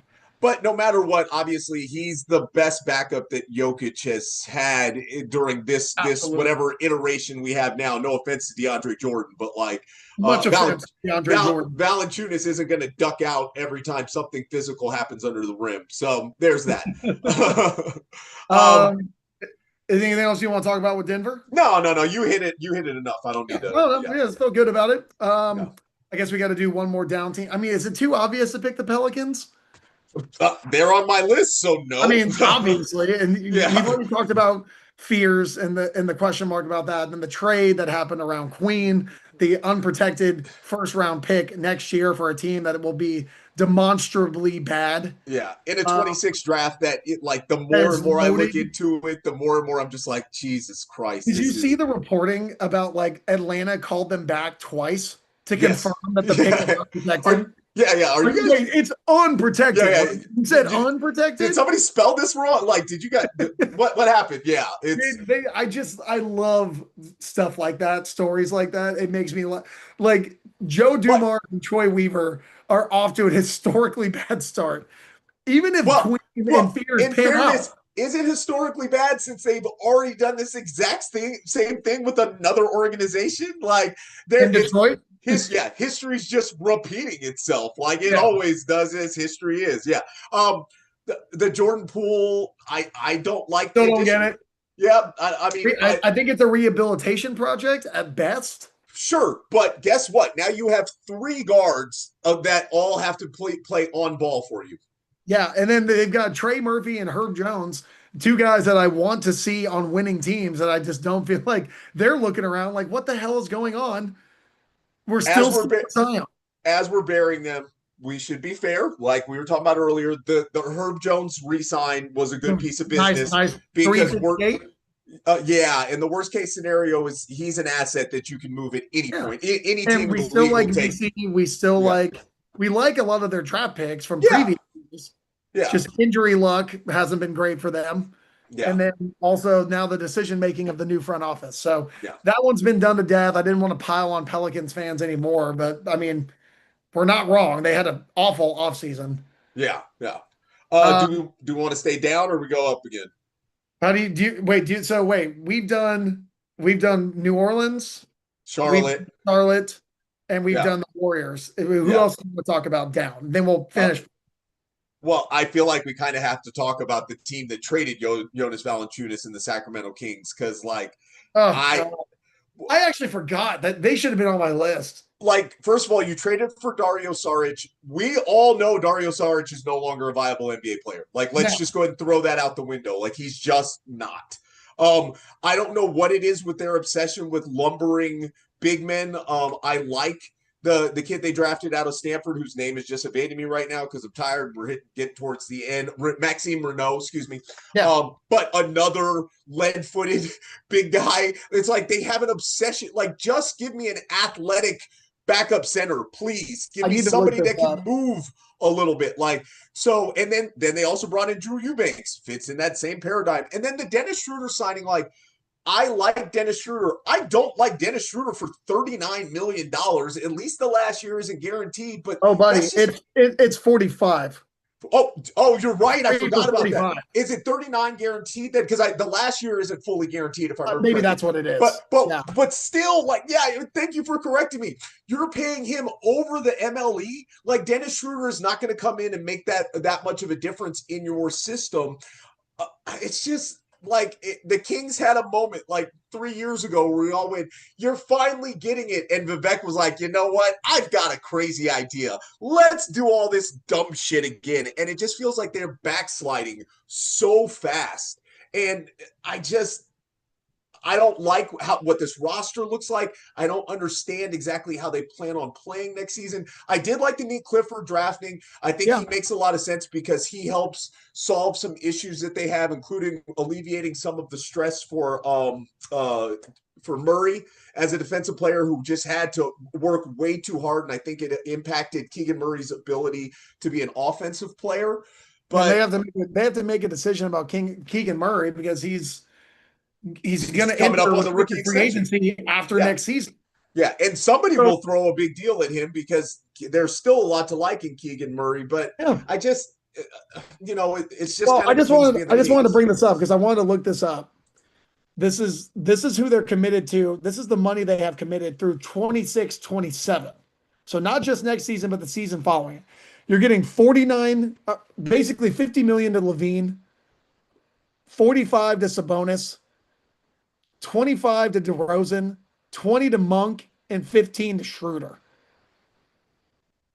That's who you're pot committed to for 2 more years.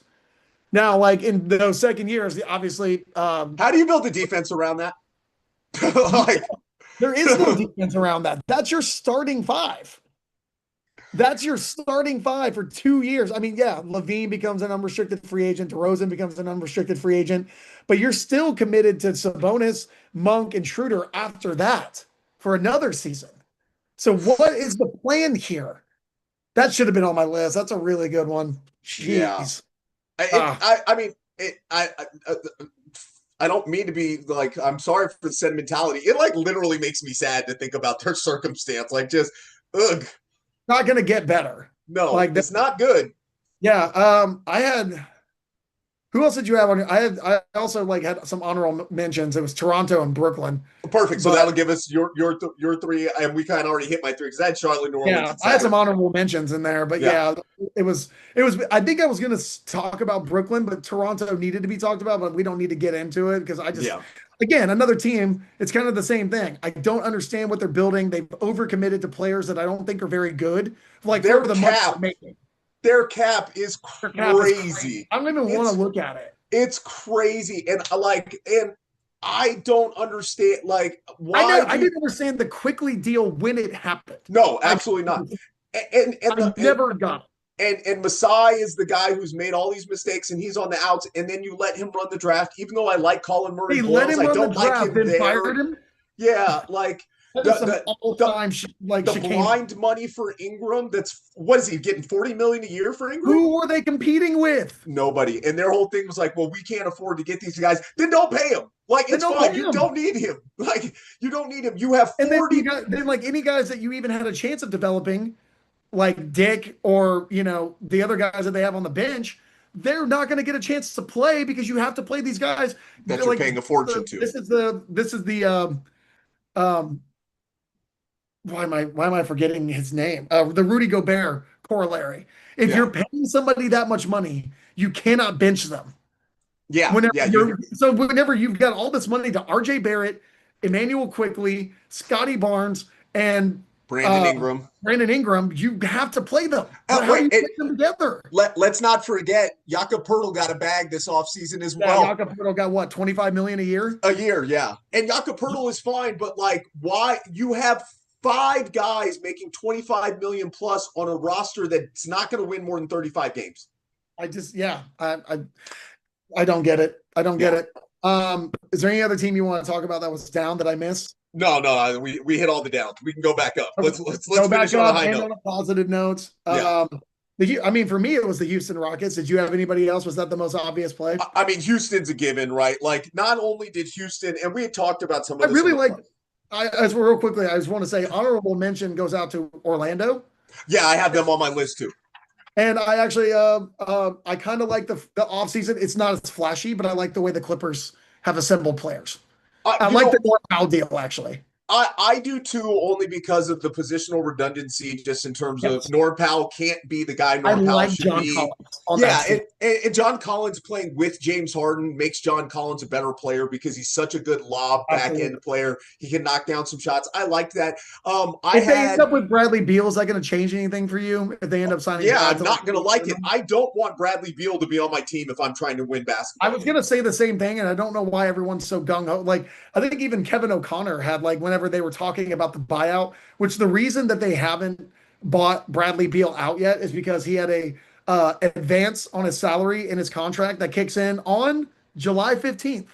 So about as early as tomorrow, Brad Beal could be getting bought out by the Phoenix Suns, and he could be re-signing, or once he clears waivers, I guess he can sign with whoever he wants to sign with. Let me But you be don't. fair to the I was going to Clippers. say the same thing. I don't Bradley like Beal as a talent makes sense. Bradley Beal is a guy who's hurt all the time and does not play with effort in Los Angeles, who has has a terrible attitude. and look, you've had James Harden, you've had Paul George. How many injury-prone guys who disappear in the playoffs do you need to accumulate before you're like, maybe we should kind of change our ethos here? But anyways, I like what the Clippers did for the reasons that you said because of the limitations of what they had cap wise. I think Brook Lopez is probably closer to Cook than other people do, but it makes sense to me. Like, fine, especially because Zoo can't stretch the floor and Lopez can. So there's a little bit of dimensionality you get from a switch up with who you're playing at center and how you can play with them offensively. The Knicks, I thought the Knicks within the confines of what they had to do because they're so cash strapped. Gerson Yabusele and Jordan Clarkson are guys, especially now that you have a coach that'll play people off your bench that can actually be productive players and give you some stuff that will matter for them. Yabusele being a little bit more physical and rebounding, Clarkson being a guy that can get you some buckets. I really like the Knicks. Yeah, that was a really good one. I should have thought of that one. I thought those were smart. And I actually liked what the Miami Heat did. So I like Norman Powell. I did too. I actually like the addition of Norm Powell. I think he was the thing that they thought Rozier was going to be, but he's an even better version of it. Yeah, and I don't think he's betting on himself. Simone Fontecchio, I like as an addition there as well because I think he's an underrated player, is kind of a stretchy shooter. Nikola Jovic has not come along the way they hoped. Whatever happened with Jaime Jaquez Jr. was kind of weird. So Simone Fontecchio provides some kind of insurance there. And then re-signing Davion Mitchell is just kind of an under the radar thing, but he in their system played really well in his role. And so he makes a lot of sense for them as just kind of a guard in that milieu of guards. Now, their guards are really small. and I don't love that. Mitchell can defend up, so that's at least nice. But between Rozier, Hero, Powell, and Mitchell, you don't have a lot of height at your guard spots, but they do have a lot of rim protecting bigs between Bam and Ware that help compensate for that. Well, so I do want to give a shout out to Michael Pina at The Ringer. He wrote this article about the winners and losers of free agency. But one thing he pointed out in that article, which I really enjoyed, was the proliferation of the double big lineup that teams have gone back to. Mm-hmm. So, like, you remember, like, everyone was like, this is a small forward, power forward, guard heavy league. The big man, he doesn't exist anymore. So he listed all these out. It's wild. So the Cavs, Mobley and Allen, Thunder, Holmgren and Hartenstein, Grizzlies, Triple J and Edey, Wolves, Gobert and Reed, Rockets have Şengün, Adams and Capella, the Mavericks have Davis, Gafford, Lively, the Knicks have Towns and Mitchell Robinson, if you want to call that a double big. I mean, they are big. Yeah, it is. No, that counts. I mean, 6'11" and 7 foot. Like, yeah. Jokic and Valanciunas on the Nuggets. The Clippers have Zubac and Lopez. The Spurs just got Cornette to go with Wembanyama. The Hawks have Okongwu and Olynyk. Yeah. And Olynyk, add him to the max. And then he ended it with Heat with Adebayo and Ware, and then Williams and Malabach on the Suns. Yeah.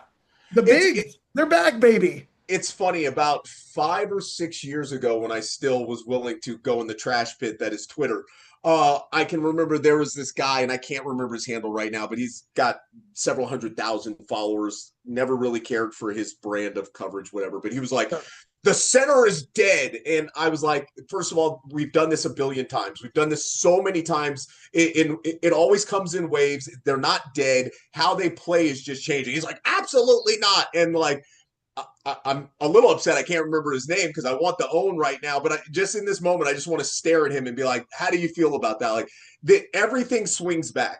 We forget about kind of like how the game works historically. Like, guys are going to start working in the mid range at some point again soon too, because what happens is things go too far one direction, and then the correction, because now there's this vacancy in this space, and that's what it is. Oh, now I can go double big and pound you in size because you don't have any size. If you're the Lakers, right? Like, that's the best way to attack them. You just start. If you're the Warriors, what are you going to do if you're the other team? You're going to be what the Rockets did, and you're going to go Adams and Şengün and just murder them on the boards. And so I'm not surprised that that's happening. I love it because I like the variability and how rosters get composed, and we'll see a correction again at some point along this line. But shout out to Michael Pina for making the point, and like, it's I just thought it was. I mean, when I was reading the ideas, I knew that all this stuff was happening because of Jokic and Embiid and the way that these big guys were. You were right. They were playing a different style, but these guys were, they were changing the way that the center position was played, but that didn't mean the death of the center. It just meant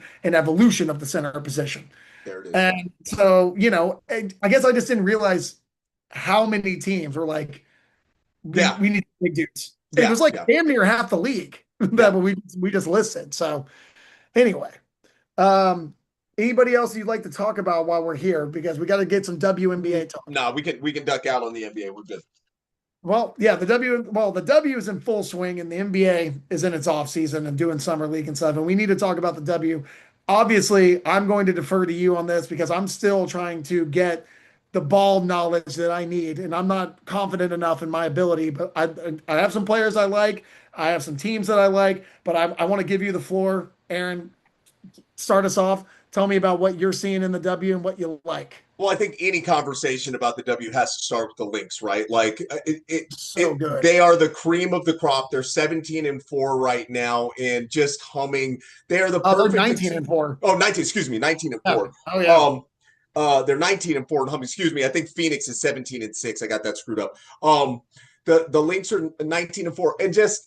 It's such a reflection of, and we talked about this a little bit about a month ago with them, but it's continued, just the beauty of continuity and really identifying who you are as a team.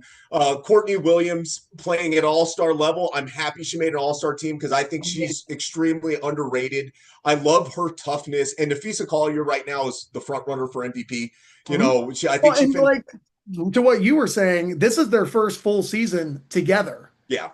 Like, they had injuries, and then they had some additions late in last season. They damn near won the title last year. Yeah, it came down to overtime.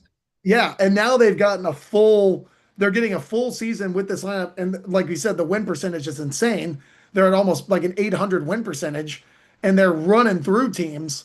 So, I mean, this team was good last year, and now the continuity part is huge. I'm sorry, continue. No, you're fine. And they're one of those teams where like no lead is safe, right? Like somebody can be up 20 and you're like, they're going to come. Like this is happening. They are gonna and it's partially just because you can see the sense of comfort and confidence that they play with themselves. And that is at the end of the day, that's going to be the distinction that drives them to, I think they'll be in the finals again. Now, whether or not it's them versus the Liberty, will be interesting because the Liberty are down a little bit since the Jonquel Jones injury. I'm not going to evaluate what's happening with the Liberty right now because, as we've talked about before, look, Jonquel Jones is one of the seven most impactful players in the WNBA. It can scale up to being a top 3 player when she really wants to be, and so her absence just matters so much to kind of what they really look like. They've been kind of a mixed bag of stuff and have lost some games they shouldn't have lost, and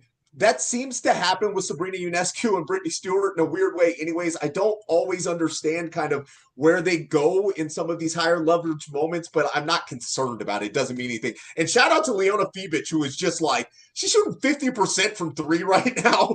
So ridiculous. Fibic, I'm a huge fan of her game. Between Fibic and Johans with the one-legged running 3, they are terrifying when they get going. Yeah. Oh my God. Yeah. And like I've watched a couple of their games in their absence, and you can tell it's not that hard to say. Like when you're missing a great player, you don't play as well. Like it's Double J, it's Breanna Stewart, and it's Ionescu. That was like the 3-headed monster that helped will this team to a championship last year. Without her, they're a little bit more toothless. They're relying a little bit too much on Ionescu's playmaking. They need to be able to spread the ball around. They're a little bit too James Harden-y. Like a little and Breanna Stewart having a down year from 3. I think the last time I checked, she was shooting like 19% from 3. Really rough year shooting for her, which is not common. I'm hoping that after the All-Star break that she kind of turns it around, but it hasn't looked great, but she's still, she's a high level player still at the age of 32. Yeah, it is weird the ebbs and flows in her game, but at the end of the day, she's an awesome player. So whatever. Got to talk about the addition of Cloudy to that team has been Cloud. Yeah, Natasha. Well, yeah. Do they call her Cloudy? They call her Cloudy. Oh, my bad. I'm sorry. Yeah, no. But yeah, Natasha Cloud. She's been. Yeah. So do you remember last year when they made the trade? I texted you and I was like, "What do I need to know about Natasha Cloud?" Yeah. Coming from the Suns, and you were like, she's had some good years. She's been with the Sun. Sorry, not the Suns. Yeah. The Sun. Let me correct myself. Well, she was with the Mercury, or she was with the Mercury in Washington most recently. Yeah. And so whenever they made that trade, I was like curious. She's fit in like a glove. Her assist numbers have been incredible. Yeah. So when she plays tough defense for them, and she likes the moment. Yeah. Any other? How do you feel about the? We got to talk about Phoenix, because Phoenix playing as well as they are, considering how little. I mean, they've only had Kahleah Copper for 6 games. She hasn't really looked like herself, although she did start getting going, and then she's having the hamstring issue again. But Phoenix, they're really fun. They bomb a ton of threes. The addition of DeWanna Bonner, which shout out to Jared for calling that, although considering the fact that Alyssa Thomas was there, it probably wasn't that difficult to figure out was going to be the case. But she has a role there with them. Alyssa Thomas is averaging 9.6 assists per game right now. She's leading the W.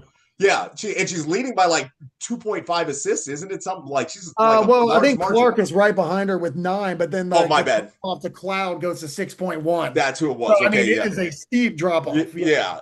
So and she's just doing what she always does. It's like you look at the stat box and she's always in line for a quintuple 5. She might have she just fills it up. And Satu Sabali continues to be a player that just can really get it done for them. And so Phoenix is the team to me that everybody needs to be scared of when they get completely healthy. The Aces, this is kind of the end of the run. I want to keep getting excited for them. I like the NaLyssa Smith addition.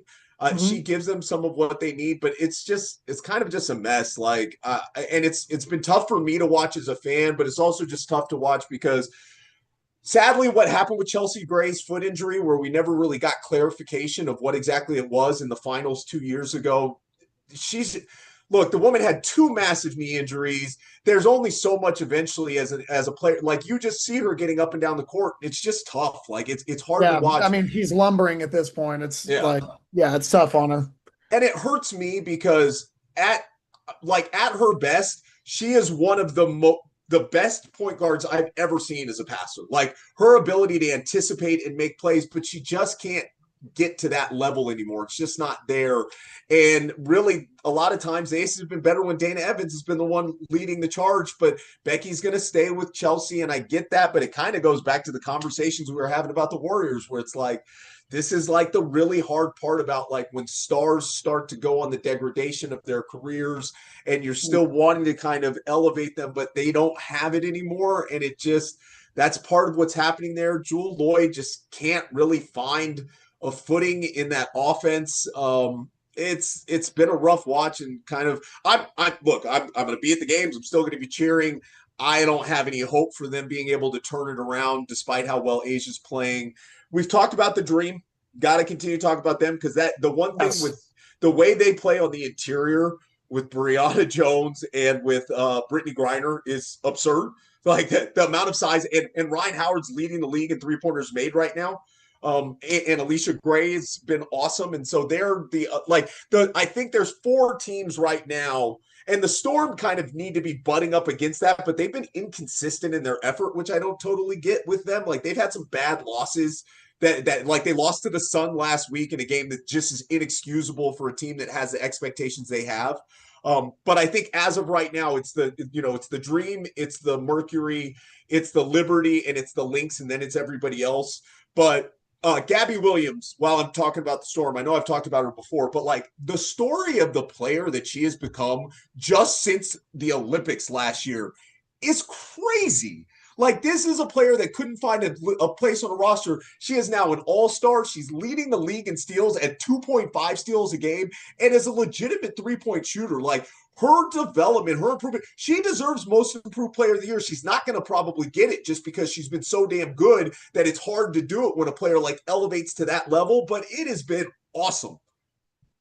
Yeah, no, I 100% agree. I was going to ask, did you have any thoughts on the Seattle Storm? Do you feel like they're just like a tier below everybody else? I do because of just the inconsistency in their effort. I mean, I think talent-wise, they should be there. Like Skylar Diggins still terrifies me. Onyeka Ogwumike is just like the most steady Eddie consistent bucket. I saw something where I think it's like 12 seasons in a row now of 50% or better from the field, which is like unheard of for her style of play.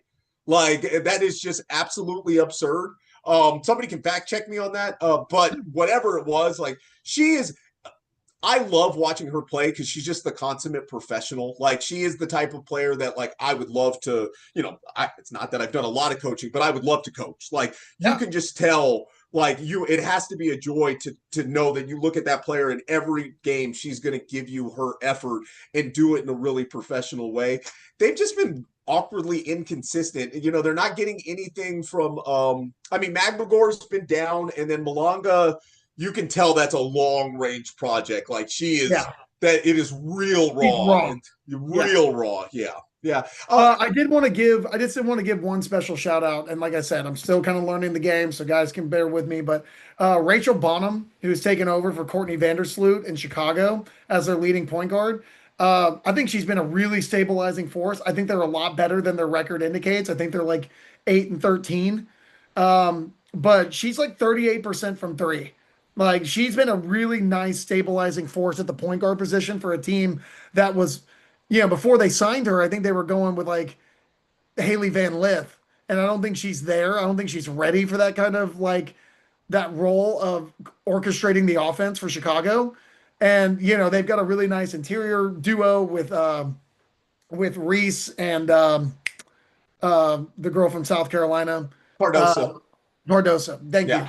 I think they've got a nice, really interior presence. I mean, Cardosa's 6'7". She's really physical. Reese has obviously been on a tear, but I think Bonham just being a stabilizing force as the point guard of that team has been really awesome for them. I think they're a lot better than that record indicates. Absolutely. I mean, the last month they've been playing significantly better basketball, and Angel Reese the level up that she's made Yeah. over her last like 10 to Her 15 field goal games. percentage, her decision making, she's been really great. I saw the craziest stat. She already has more double doubles than 97% of the players who ever played in the WNBA. Yeah, that's a That 25-year history. She's that played is less that than is two. that's crazy. Like, I think she if you, had 15 plus rebounds in 5 straight games, 6 straight yeah, games. I think she's leading rebounds by 3 rebounds per game over Asia Oh yeah, Wilson. Yeah, and like, yeah, yeah, and and the offensive playmaking. rebounds obviously as well. Yeah, and like you said, the playmaking, but also the finishing, because people want to Yes, murder her for her finishing. She's gotten so much better with the right hand and finishing around the basket. Like, Angel Reese is her. Like, I don't yeah. care about all the hate. She's her. She plays an awesome brand of basketball, and she deserves the credit for it. And I It like was fair what to they're. be critical of her in the beginning of the season because she was struggling to Yeah, finish. she was playing Her poorly. percentage was bad. There's no argument to be made about her not being a winning player, about her effort, about her ability to finish, about her like skill set in the WNBA. It's established. It's cemented. That girl Yeah. is going to be in the league for a long time. Yeah. And I just looked up Agumake. If she finishes this season, it's 13 straight seasons. 14 The straight seasons, excuse me, longevity. 14 straight seasons at 50% or Whoa. better. That's crazy. That's putting in some work. So Most shout people out to don't even have Onyeka. careers that long. No, exactly. And to do that at 50%, I mean, that's unheard of for her She's the because she's Kevin. not, She's like the Kevin Durant yeah, of the exactly, W. because she's a 3 level scorer too. Yeah, Yeah. absolutely. Yeah. Is there anything else you want to talk about? I think No, I we're mean, about 2 hours now. yeah, we can check out shout out Paige Bukers. Like, I really, the nagging injury things are concerning me, but she is just a professional basketball player at every level.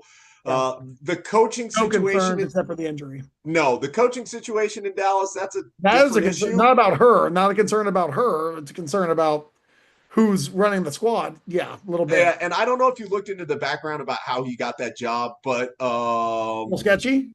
super sketchy. That dude Oh, I did not can't have wait. I'm he gonna did look this not have up. the resume to take that role, and it feels obvious in the post game interviews in how he's comporting himself. And like, look, I want to on the opposite side of that, I want to give. I'm blanking out on Temu Jesus' name, but I love that nickname for him. But I. I want to give any coach the opportunity to learn and grow because doing that job is incredibly difficult. And he's a first year coach there. But I don't like the way that he is handling himself in terms of the elements of humility and talking about his other players and stuff like that. That is not stuff that is necessarily just a learning thing. That is stuff that's kind of reflective about how you're approaching the game. And as of right now, I've been thoroughly underwhelmed by him. Yeah. Big same. And also huge shout out to the Valkyries. Still playing competitive fun basketball as an expansion team. That's awesome. Dude, the Natalie Nakasi and Yeah. You've been on that. You've been on that since the beginning. Yeah, the way what they've established in that organization from a culture standpoint is incredible to watch. Like, they bring it every single night. It doesn't matter who they're filling in there. Valerie Burton has been And incredibly Valhalla is impressive. just one of the coolest places I think to watch a game in the W. The fans. Ballhalla, which is Valhalla. even better. Like, I like the name, the branding. Like, they nailed No, it at with the every purple single and the level. black, they nailed the branding. Yeah. Oh my God. Like if I was a fan of that team, I'd be rocking that merch every day. It's fucking smoking. It's so good. And I don't know if you and I had talked about it, but for those that don't know, look into the iconography of the logo. It's crazy. It was they did a little deep dive when they first revealed the logo, and it was the 11 different symbols that are like woven into it that have to do with Norse mythology and the Bay Area. Just and by the way, Temu Jesus, Chris Koklanis, my fault. Yeah. Well, all right. I think that's everything. We did another 2-hour pod, even though it's the summertime. I don't know how we do it, but we just find a way to keep chatting about basketball. We're impressive in that way. Annoying maybe to others, but not us. Yeah. Not by us. Sorry, y'all. That's why I try to, for anybody out there that wants to be annoyed, I try to give you a few chapter markers. I don't do as many as I used to, but tap in when you want to listen. We don't need you to listen to the whole 2 hours, but we like talking basketball. It's just we do. And like I said, hey guys, give me some time. I'm still going to do some deep dive into the W. I need to learn a little bit more. Still a huge Liberty fan, still a fan of my team, but knowing the nuances and the depth charts of all the teams, I still got some work to do, but I'm excited to learn. It's like a whole new thing for me to get to do. And but the W's been putting out a great product. It's fun to watch. I'm excited for All-Star. This Yeah, team's yeah, gonna be fun. yeah. So yeah. Anything that you wanted to plug before we say goodbye? I will more than likely have a summer league piece out on what I saw, but because I'm immediately going from here to teaching basketball for 4 days, it won't be until probably Sunday or Monday. So just kind of stay tuned for that. Anybody that still reads my writing, that happens sporadically, and otherwise we'll be back here hopefully next week. And you guys should be reading his writing. It's on the Basketball Intelligence Network. So is this podcast.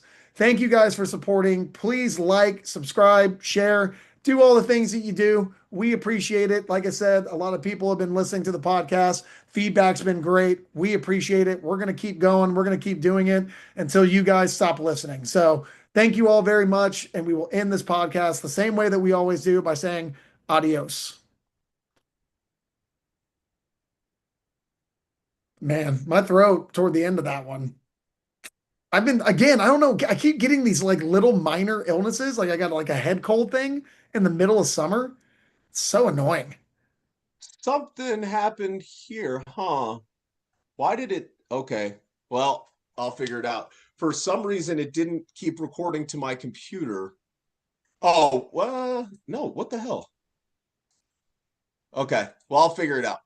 I No, might have to extract the audio from the YouTube. I don't know what happened there. no. Oh man, I'm sorry. I don't mean to. I hope that's not extra work for you. It maybe it may not be, but I don't know why it would have done that because it told me recording started. So I don't know where the I recording. heard it. Yeah. Yeah, and it never gave me anything to say the recording stopped on this end. It's fine. We'll figure it out. Yeah. Hey Yeah, man, great episode as always. I know you got a. Are you packed up? You ready to go? I am packed up. Yeah, You got a fresh haircut and you got a fresh attitude. I love it. yeah, yeah. It was a pleasure, brother. Yeah, man. It always is. Good luck Yeah, to you out there. Let me thanks. know how it's going out in Iowa. I will. Have a good one, man.